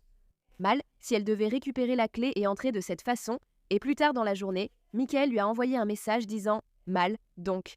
Eliza est arrivée chez les Walker vers minuit et elle a récupéré la clé cachée dans le jardin. En entrant dans la maison, elle a pris un couteau dans le bloc à couteau de la cuisine et est montée à l'étage où Cathy dormait. Eliza a commencé à poignarder Catherine à plusieurs reprises jusqu'à ce que Catherine se lève du lit et tente de s'enfuir. Cependant, Eliza l'a forcée à se remettre au sol et a recommencé à la poignarder. Encore. Incroyablement, pendant l'attaque, Eliza a même demandé à Cathy si elle lui pardonnait et Cathy a répondu oui, alors qu'elle était en train de mourir. Malgré cela, Elisa n'a pas interrompu sa mission et a continué à poignarder sa victime sans défense. Après avoir poignardé Katie à plusieurs reprises, Elisa s'est assise sur le lit de Katie et Michael. Elle a ensuite attendu pendant 30 minutes entières pour s'assurer que Katie avait rendu son dernier souffle. Elle voulait être certaine qu'il n'y avait aucun moyen pour elle de s'en sortir vivante. Une fois qu'Elisa a su que Katie était morte, elle a décidé de fouiller dans son sac à main, regardant dans son portefeuille et examinant sa carte d'identité. Mais finalement, elle n'a rien pris. Donc, elle a vraiment mal simulé le cambriolage, comme il l'a dit. Après cela, elle est rentrée chez elle et a attendu que Michael l'appelle, comme il l'avait promis. Mais Michael ne reprendra jamais contact avec Elisa, maintenant qu'elle avait réglé son problème pour lui. Et peu de temps après que l'acte ait été commis, Michael était rentré chez lui pour découvrir que sa femme, Katie, avait été brutalement poignardée et assassinée. Ce qui a semblé inhabituel à la police, la poussant à penser qu'il y avait plus dans cette affaire, c'est l'absence d'effraction et de vol chez les Walker. Un interrupteur et le sac à main de Katie avaient été retrouvés avec des traces de sang. Lors de ses aveux à la police, Elisa a révélé qu'elle avait été diagnostiquée avec un trouble schizoaffectif. Au moment du meurtre, elle ne prenait plus ses médicaments à cause d'une interruption de son assurance maladie, et elle a affirmé que tout le temps passé avec Michael lui avait semblé être un seul épisode maniaque. La police savait aussi que Michael était impliqué dans le meurtre de sa femme Katie, mais il semblait prêt à laisser sa maîtresse assumer toute la responsabilité. Je suppose que c'était son plan depuis le début. Lorsque Michael a de nouveau parlé à la police, il a admis qu'il avait eu plusieurs liaisons pendant son mariage, mais qu'il n'avait jamais voulu la mort de sa femme. C'était absurde. Michael a dit qu'Elisa avait agi entièrement de son propre chef. Il a également ajouté que c'était elle qui avait menacé la vie de sa femme par le passé. Il a dit qu'elle voulait être avec lui, mais il ne pensait pas qu'elle irait jusqu'au bout. Cependant, comme Elisa avait parlé à la police des messages codés entre elle et Michael, ils ont pu examiner les textos et trouver suffisamment de preuves pour inculper Michael du meurtre de Katie. D'accord, j'ai un appel. Okay, I'm a sex addict, okay? I'm dealing with a freaking psycho who threatened her life. Menacer la vie de ta femme? Menacer la vie de ma femme. Je ne pensais pas qu'elle le ferait parce qu'elle voulait être avec moi. Après avoir d'abord suggéré qu'elle s'était suicidée, M. Walker a lâché une bombe, accusant sa maîtresse, Lisa Jackson, du meurtre. What did she say specifically? Je vais la tuer pour que tu puisses être avec moi maintenant. Elisa risquait la peine de mort puisque le meurtre avait été commis sur un terrain fédéral. Voulant échapper à la mort, Elisa a accepté un accord de plaidoyer approuvé par la famille de Catherine. En échange, elle devait témoigner contre Michael Walker lors de son procès. Donc, en décembre 2015, Elisa a plaidé coupable de meurtre au premier degré et elle a été condamnée à 30 ans de prison. Et la famille compatissante de Catherine a dit qu'elle pardonnait à Elisa. Le père de Catherine, Douglas Plotz, a dit « Nous lui pardonnons de tout cœur. Je veux que Mademoiselle Jackson le sache maintenant. » Le procès de Michael devait commencer à la mi-2016, mais en 2016, avant que cela ne puisse arriver, il a été traduit en cour martiale pour des accusations de création d'images explicites d'enfants, d'agressions sexuelles sur mineurs et de violences physiques sur mineurs. Pendant que les policiers fouillaient l'ordinateur de Michael, lors de l'enquête sur la mort de sa femme, ils avaient trouvé des communications avec un jeune garçon, ainsi que des images inappropriées. En 2017, devant le tribunal militaire, Michael a été condamné à 3 ans de prison pour possession de matériel inapproprié concernant des enfants. Il a été condamné à 10 ans de prison pour agression sur mineurs. Michael Walker a également été condamné pour prostitution après que des policiers ont découvert des sites de réseaux sociaux sur lesquels il essayait de se vendre à d'autres hommes. De plus, Michael Walker a été renvoyé de l'armée avec déshonneur. Puis, en septembre 2019, alors qu'il purgeait sa peine de 10 ans, juste avant d'être jugé, Michael a plaidé coupable de meurtre au second degré. Et il a admis que les conversations qu'il avait eues avec sa maîtresse étaient à la raison pour laquelle Katie avait fini par mourir. En échange de son accord de plaidoyer, la peine de mort a été retirée et Michael a finalement été condamné à 35 ans de prison, soit 5 ans de plus qu'Elisa. La juge a déclaré qu'elle avait condamné Michael à une peine plus longue que celle d'Elisa. Même si c'est elle qui avait commis le meurtre, parce que Michael avait été le cerveau derrière tout cela, la juge a dit « Mademoiselle Jackson a brandi le couteau qui a tué votre femme, et c'était un acte terrible, vraiment terrible. Il me semble que vous étiez aux commandes, qu'elle a agi ainsi parce que vous le vouliez, connaissant ses problèmes de santé mentale. Michael a également présenté ses excuses à la famille de sa femme et il leur a dit « J'aimais beaucoup Cathy et je ferais n'importe quoi si cela pouvait la ramener. » Le menteur Michael était un menteur avéré et tordu, avec des désirs écœurants qui ne se limitaient pas à tuer des proches pour de l'argent. Les funérailles de Cathy ont eu lieu le mercredi 26 novembre 2014 à l'église de Jésus-Christ des Saints des Derniers Jours à Loudonville. Elle a ensuite été enterrée au cimetière national Gerald B. H. Solomon Saratoga. Cette histoire est absolument choquante. Je ne peux même pas imaginer être mariée à quelqu'un pendant 11 ans sans avoir la moindre idée de la personne répugnante et ignoble qu'il est vraiment. Catherine ne s'y attendait absolument pas. Elle ne connaissait même pas Elisa avant l'attaque, et elle ne savait même pas que son mari la trompait pour commencer.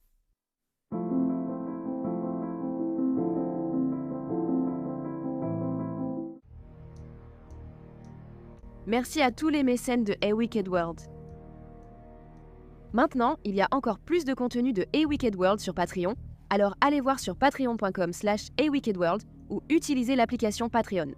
Vous aurez accès à des vidéos exclusives chaque mois et bien plus encore. Tout soutien aide vraiment à s'assurer que les victimes ne soient jamais oubliées et à mettre en lumière les failles de la société associées à chaque affaire. Avez-vous une suggestion d'histoire que vous aimeriez que je traite? Si oui, envoyez-moi un email à awickedworldtruecrime@gmail.com.